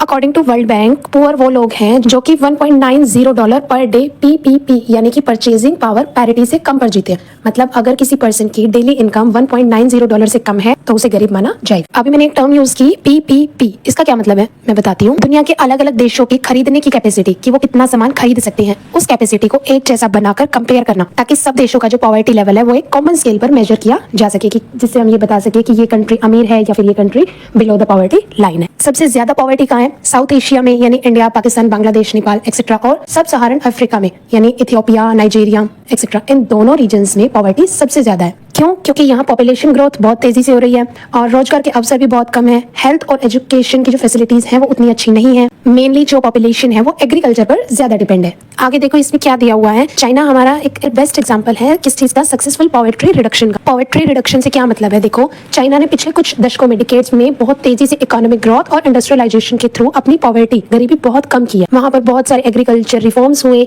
मैन्युफैक्चरिंग सेक्टर में जॉब अपॉर्चुनिटीज मिली, और एक्सपोर्ट लेट ग्रोथ मींस माल बना के दुनिया में बेचना। आपने देखा होगा ना, बहुत सारी चीजें हम खरीदते हैं मार्केट में, उन पर लिखा होता है मेड इन चाइना वगैरह, ऐसे सब। तो इसका रिजल्ट क्या हुआ, करोड़ों लोग गरीबी से बाहर आ गए। इसी वजह से चाइना को एक सक्सेस स्टोरी माना जाता है पॉवर्टी रिडक्शन के मामले में। नेक्स्ट टॉपिक है हमारा reason for poverty reduction in India. आइए देखते हैं इसमें क्या है। सबसे फर्स्ट है हायर इकोनॉमिक ग्रोथ। 1980 के बाद इंडिया की जो इकोनॉमी है वो बहुत तेजी से ग्रो हुई, और जब देश की इनकम बढ़ती है तो लोगों को ज्यादा जॉब्स अपॉर्चुनिटी मिलती है, जिससे उनकी इनकम भी बढ़ जाती है। यही रीजन है लोग पॉवर्टी लाइन के ऊपर आने लगे। नेक्स्ट पॉइंट है ग्रीन रेवोल्यूशन। ग्रीन रेवोल्यूशन ने खेती में एक नई टेक्निक, हाइब्रिड सीड्स और इरिगेशन सिस्टम को इंट्रोड्यूस किया पंजाब और हरियाणा में, जिससे किसानों की प्रोडक्टिविटी भी बहुत ज्यादा हो गई, और पंजाब और हरियाणा जैसे स्टेट्स में किसानों की इनकम बढ़ने लगी। यही रीजन है कि उनकी भी पॉवर्टी रिड्यूस हो गई। नेक्स्ट पॉइंट है government anti poverty programme. Government ने गरीबी कम करने के लिए बहुत सारी स्कीम शुरू की, जैसे कि मनरेगा, मिड डे मील और PMRY, जो कि हमें रोजगार और सेल्फ एम्प्लॉयमेंट के लिए लोन और अदर फाइनेंशियल हेल्प प्रोवाइड करता है। नेक्स्ट है spread of education and health facilities. Education फैलाने से लोग स्किल्ड होते हैं और बेटर जॉब्स पाते हैं, और हेल्थ फैसिलिटीज से लोग हेल्दी रहते हैं, जिससे उनकी प्रोडक्टिविटी और अर्निंग पावर ऑटोमेटिक इंक्रीज होती है। नेक्स्ट पॉइंट है माइग्रेशन एंड रिमिटेंसेज, मींस जो गांव के लोग शहरों या फिर फॉरेन कंट्रीज में काम करने लग जाते हैं, दैट इज माइग्रेशन। वहां से जो पैसा यानी रिमिटेंस भेजते हैं, उसी से उनके परिवार की गरीबी कम होती है। जैसे मान लो कोई पर्सन आपका कनाडा वगैरह में या फिर अमेरिका में चला गया काम करने, वहां से उसने डॉलर में अर्निंग की और वो पैसा भेजेगा इंडिया में अपनी फैमिली के पास। हमें पता है डॉलर और अपनी करेंसी, इनके रेट में बहुत डिफरेंस है, तो वहां का 1 रुपया यहाँ के लगभग 80 to 82 रुपीज के हिसाब से पड़ता है। इसी तरह उस फैमिली की गरीबी भी कम होती है। लास्ट पॉइंट है हमारा strong PDS, public distribution system. Government ration shops के थ्रू सस्ता चावल, गेहूं, दाल, तेल ये सब प्रोवाइड करती है, जिससे गरीब लोगों को फूड सिक्योरिटी मिलती है, वो भी सस्ते रेट पे, जिससे उनका खर्चा भी कम होता है। नेक्स्ट टॉपिक है हमारा एंटी पॉवर्टी मेजर्स। इसमें हमारे 2 पॉइंट्स दिए हुए हैं, इकोनॉमिक ग्रोथ और गवर्नमेंट प्रोग्राम्स। इकोनॉमिक ग्रोथ देखो, सबसे पहले क्या होता है, जब कंट्री की इकोनॉमी ग्रो करती है, जैसे फैक्ट्रीज, इंडस्ट्रीज, बिजनेस, सर्विसेज ये सब बढ़ते हैं, तो लोगों के लिए नई नई जॉब अपॉर्चुनिटीज बनती है और लोगों की इनकम भी बढ़ती है। मतलब इकोनॉमिक ग्रोथ में क्या है, जॉब प्लस पैसा equals to better life. Second point है हमारा गवर्नमेंट प्रोग्राम्स, जो गरीबी कम करने के लिए, लोगों की हेल्प करने के लिए गवर्नमेंट के थ्रू चलाए गए हैं, जिसमें सबसे फर्स्ट है मनरेगा। 2005 में इसे लॉन्च किया गया था। ये गांव के लोगों के लिए 100 दिन के काम की गारंटी देता है हर साल, यानी गांव में जो बेरोजगार लोग हैं उनको एक तरीके से मजदूरी मिल जाती है।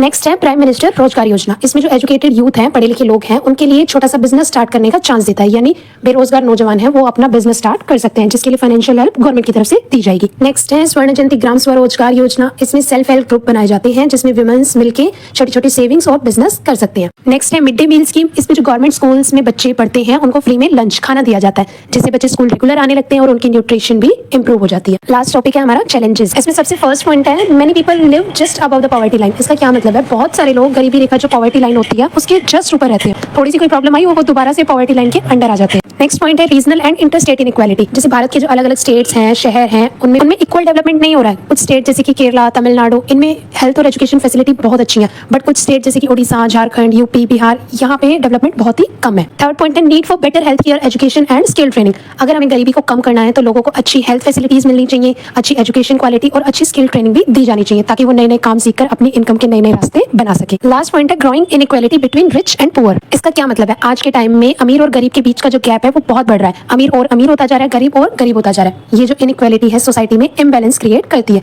और सोशल टेंशन भी बढ़ाती है। इसी के साथ हमारा chapter 3 poverty as the challenge हमारा यहाँ पर खत्म होता है।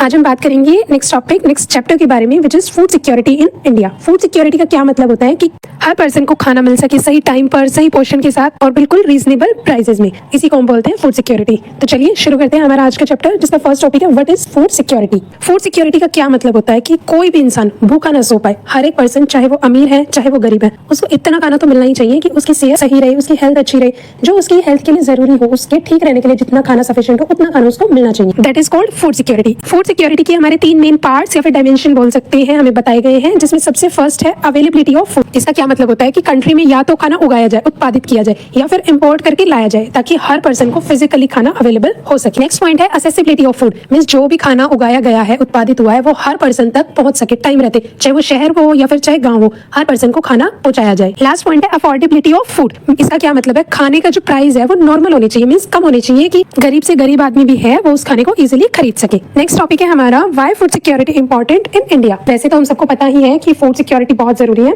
बट हमें कुछ मेजर पॉइंट्स दिए गए हैं जिसको आज हम डिस्कस करेंगे, जिसमें सबसे फर्स्ट है हमारा लार्ज पॉपुलेशन। इंडिया में फूड सिक्योरिटी हमारी इसलिए भी बहुत जरूरी है क्योंकि हमारी कंट्री वर्ल्ड की सेकंड मोस्ट पॉपुलेटेड कंट्री है। हमारी पॉपुलेशन सेकंड नंबर पे आती है सबसे ज्यादा में, ठीक है।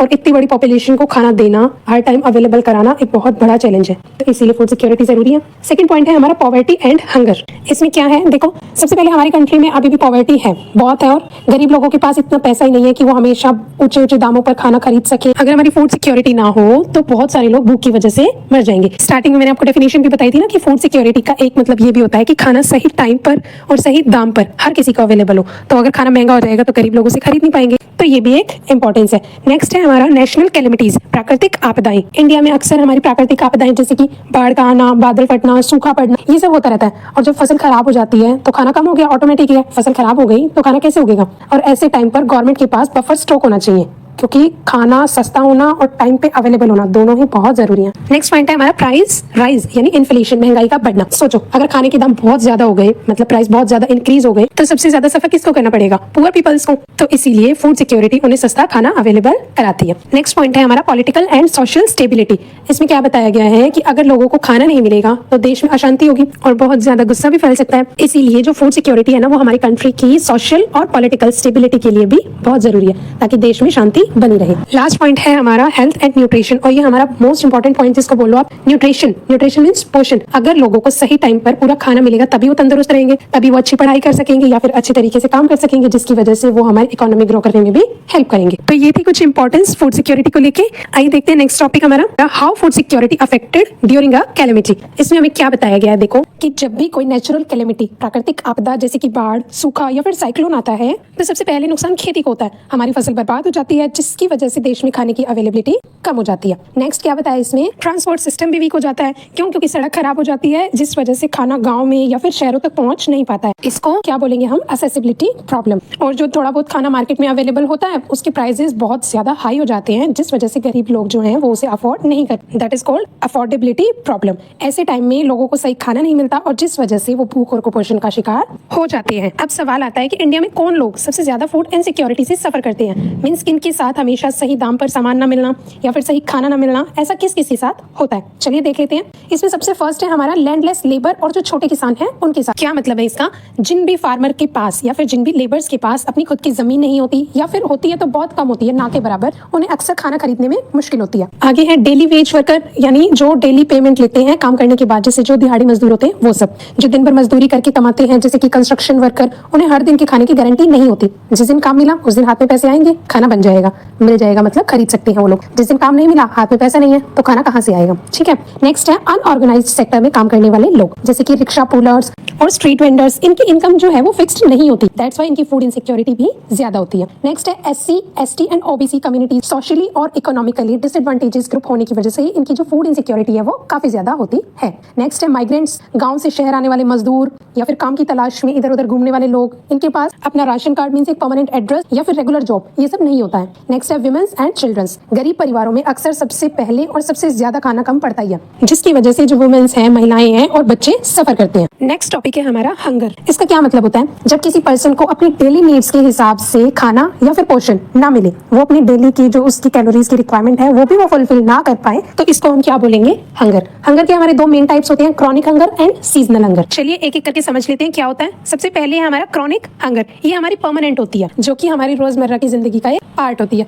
गरीबी की वजह से लोगों की इनकम बहुत ज्यादा कम होती है। दैट्स द रीजन कि लोग अपना साल भर के लिए इतना खाना भी नहीं खरीद पाते हैं कि जिससे उनका साल भर गुजारा हो सके या फिर उन्हें भरपेट खाना मिल सके। मतलब रोज थोड़ा थोड़ा कम खाना जो है उनको खाना पड़ता है, क्योंकि उनकी इनकम बहुत कम है। वो साल भर इतनी नहीं कमा पाएंगे कि उनको पेट भर के सारा साल खाना मिल सके, ठीक है। इसीलिए वो थोड़ा थोड़ा करके उन्हें खाना पड़ता है। बहुत जो गरीब परिवार होते हैं जिनको 2 टाइम का खाना मुश्किल से मिलता है, वो फैमिलीज इसमें इंक्लूड होती है। नेक्स्ट है हमारा सीजनल हंगर। ये हंगर हमारी कुछ महीनों के लिए होती है। क्या मतलब है इसका? जब हमें काम मिलता है तो पैसा और खाना दोनों चीजें होती है, और जब ऑफ सीजन होता है और काम बंद हो जाता है तो खाना भी कम पड़ने लग जाता है। क्या मतलब है इसका? ये सिर्फ एक सीजन या फिर कुछ दिनों की भूख की ही प्रॉब्लम होती है। जैसे खेती के जो मजदूर होते हैं, फसल के सीजन में उन्हें काम मिल जाता है, बाकी के समय उनके पास पैसा नहीं होता और वो खाना अफोर्ड भी नहीं कर पाते, है ना। एग्रीकल्चरल सेक्टर मैंने आपको बताया था ना, उसमें उनको सिर्फ 4 या 8 महीने काम मिलता है, फसल बोने के टाइम पे या फिर कटाई के टाइम पे। बाकी का जो टाइम होता है जब वो अनएम्प्लॉयड होते हैं, तब उन्हें ये प्रॉब्लम फेस करनी पड़ती है। आ गया समझ?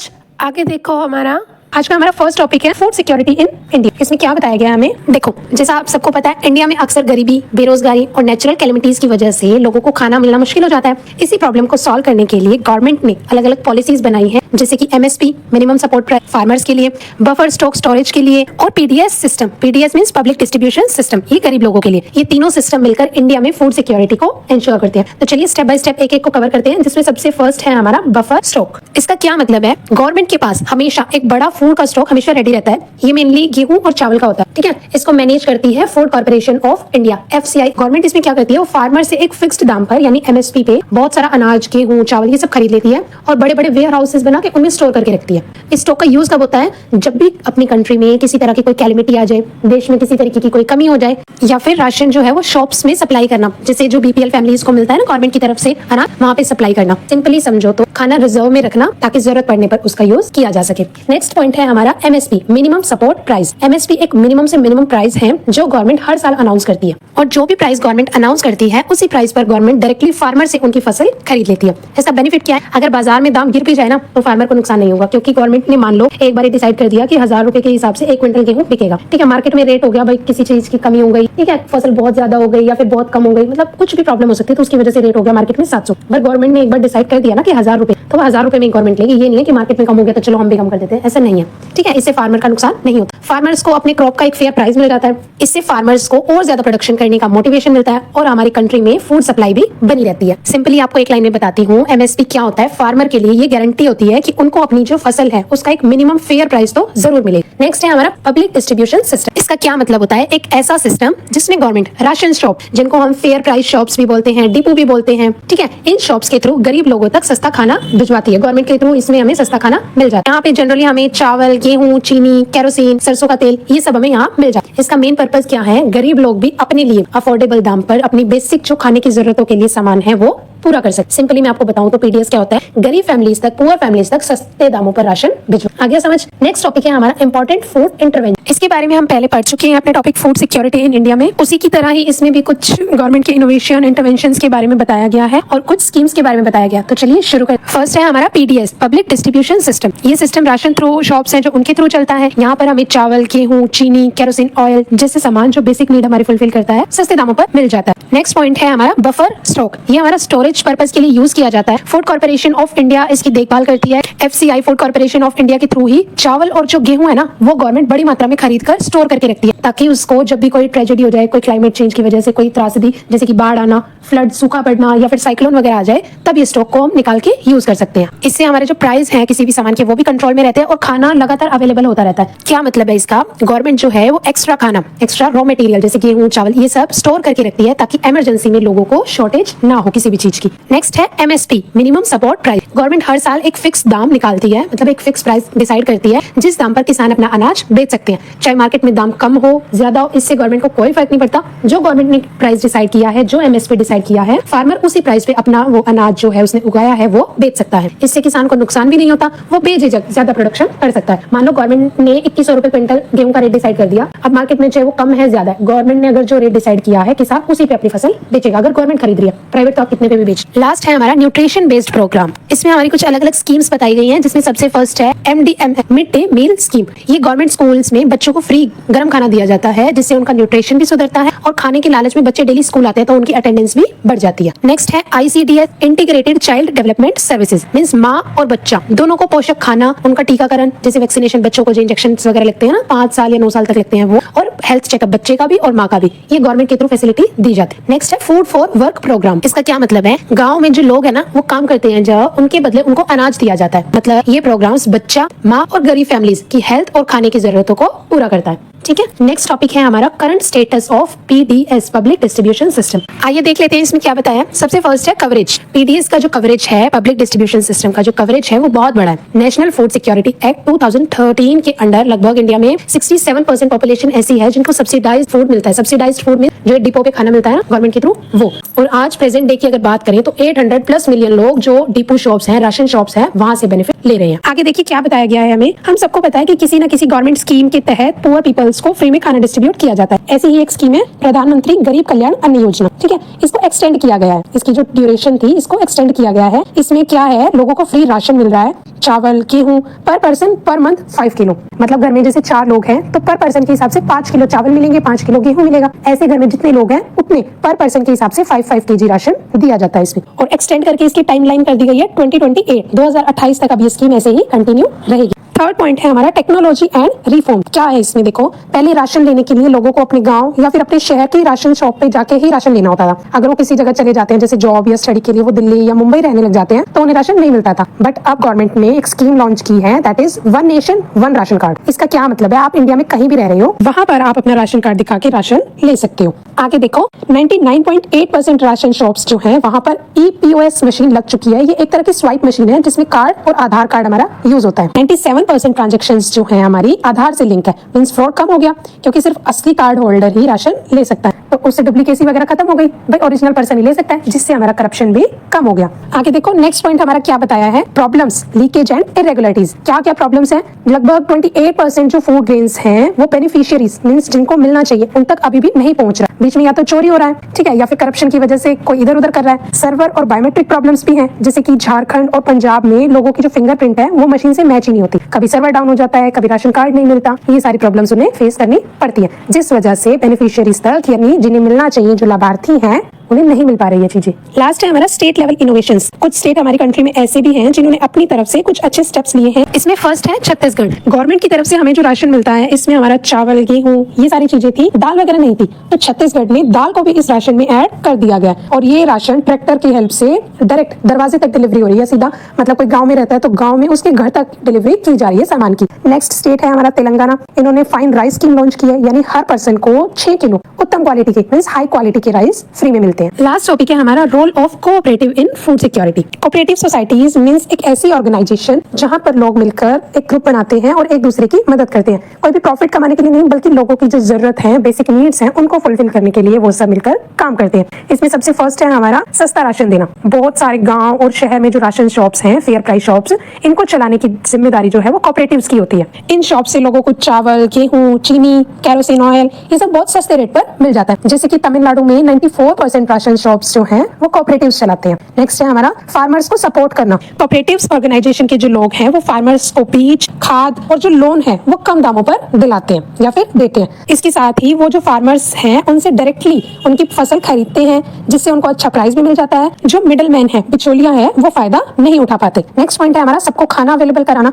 कोऑपरेटिव्स ऑर्गेनाइजेशन के जो लोग हैं इनकी वजह से गांव में भी चीजें इजीली अवेलेबल हो जाती हैं, जो कि पहले सिर्फ शहरों में ही मिलती थी। इस तरह गरीब, पुअर फैमिलीज और जो मिडिल क्लास फैमिलीज हैं दोनों को सस्ती और इजीली फूड सप्लाई मिल जाती है। आगे देखो, इसके हमें कुछ एग्जांपल्स दिए गए हैं, जिसमें सबसे फर्स्ट है अमूल का। दूध की जो सबसे बड़ी कोऑपरेटिव है जो फार्मर को फेयर प्राइस देती है, ये कहाँ है? गुजरात में। इसके थ्रू लोगों को दूध और दूध से बनी अदर चीजें वो सस्ते दामों पर मिल जाती है। नेक्स्ट है मदर डेयरी, ये कहाँ है? दिल्ली में। यहाँ भी सबको दूध और सब्जी रीजनेबल प्राइस पर मिल जाता है। नेक्स्ट है केंद्रीय भंडार और ट्राइफेड, यहाँ पर भी राशन और ट्राइबल लोगों का जो सामान है वो इजिली अवेलेबल हो जाता है, वो भी बिल्कुल सस्ते दामों पर। आया समझ? लास्ट हमारा एक टॉपिक है, ये हमारा बीच का एक टॉपिक रह गया था, व्हाट इज फेमेन। देखो, फेमेन क्या होता है? अकाल पड़ना, खाने की इतनी बड़ी कमी कि लोग भूख से मरने लगे, ये होता है अकाल। यानी जब लोगों को जिंदा रहने के लायक भी खाना नहीं मिल पाता, तो उसी सिचुएशन को हम बोलते हैं फेमेन। इसके कुछ पॉइंट्स दिए गए हैं। फर्स्ट है हमारा डेफिनेशन, क्या है इसमें? जब किसी एरिया में, किसी इलाके में खाने पीने की चीजों की कमी गंभीर रूप से फैल जाए, मींस खाने पीने की कोई चीज अवेलेबल ही ना हो, लोग भूख से मरने लगे, इस सिचुएशन को हम क्या बोलेंगे? फेमेन। ये हमारा फूड इनसिक्योरिटी का सबसे डेंजरस टाइप बोल सकते हैं हम फेमेन को। नेक्स्ट पॉइंट है हमारा कॉज। इसके कारण क्या क्या है? फर्स्ट तो है नेचुरल कैलेमिटीज, जैसे कि सूखा, बाढ़ आना, साइक्लोन आना। नेक्स्ट है हमारा क्रॉप फेलियर, यानी फसल की बर्बादी, जब हमारा अनाज पैदा ही नहीं हो रहा। नेक्स्ट है वो या फिर पॉलिटिकल रीजन, इसमें हमारी प्रशासन की, एडमिनिस्ट्रेशन का भी फॉल्ट हो सकता है कि वो ध्यान नहीं दे रही चीजों पे। लास्ट कॉज है हमारा पुअर फूड डिस्ट्रीब्यूशन, अनाज तो है बट सही तरीके से, सही मात्रा में लोगों तक पहुंचाया नहीं जा रहा। नेक्स्ट है हमारा इम्पैक्ट ऑफ फेमेन, इसके क्या क्या प्रभाव है? मेल न्यूट्रिशन हो सकता है, बच्चे कुपोषण का शिकार हो सकते हैं, गरीबी हो सकती है, अलग अलग बीमारियां फैल सकती हैं, माइग्रेशन के चांसेस हो सकते हैं, गांव से शहर की तरफ लोगों का आना, या फिर डेथ रेट इंक्रीज हो सकता है, बड़ी संख्या में लोगों की मृत्यु होना। आगे देखो, कुछ एग्जाम्पल हमें बताए गए हैं, जो कि है 1943 का बंगाल का फेमेन। इसमें लगभग 30 लाख से ज्यादा लोग भूख की वजह से मर गए थे। क्या हुआ था 1943 में? जब यहाँ पर ब्रिटिश रूल था तो युद्ध हुआ और पुअर फूड डिस्ट्रीब्यूशन की वजह से लोगों तक खाना पहुंच नहीं पाया, जिसकी वजह से बहुत सारे लोगों को अपनी जान गंवानी पड़ी। इसी के साथ हमारा chapter food security in India यहाँ पर खत्म होता है, और हमारी बुक इकोनॉमिक्स की क्लास 9 ये बुक भी हमारी यहाँ फिनिश होती है। मैंने आपकी इन सभी चैप्टर्स की एक प्लेलिस्ट बना दी है, आप वहां से जाकर इजीली उसको चेकआउट कर सकते हैं। वहां पर सारे चैप्टर आपको एक साथ मिल जाएंगे। अगर किसी भी टॉपिक में, कोई भी चैप्टर में आपको कहीं कोई कंफ्यूजन है, do tell me in comment section. मैं डेफिनेटली आपको दोबारा वो टॉपिक समझाऊंगी। बहुत जल्द मिलते हैं एक नई बुक के साथ, नए टॉपिक के साथ। तब तक के लिए पढ़ते रहिए, खुश रहिए, मस्त रहिए, and don't forget to hit like, comment, share and subscribe to my YouTube channel which is Back to School. Bye bye.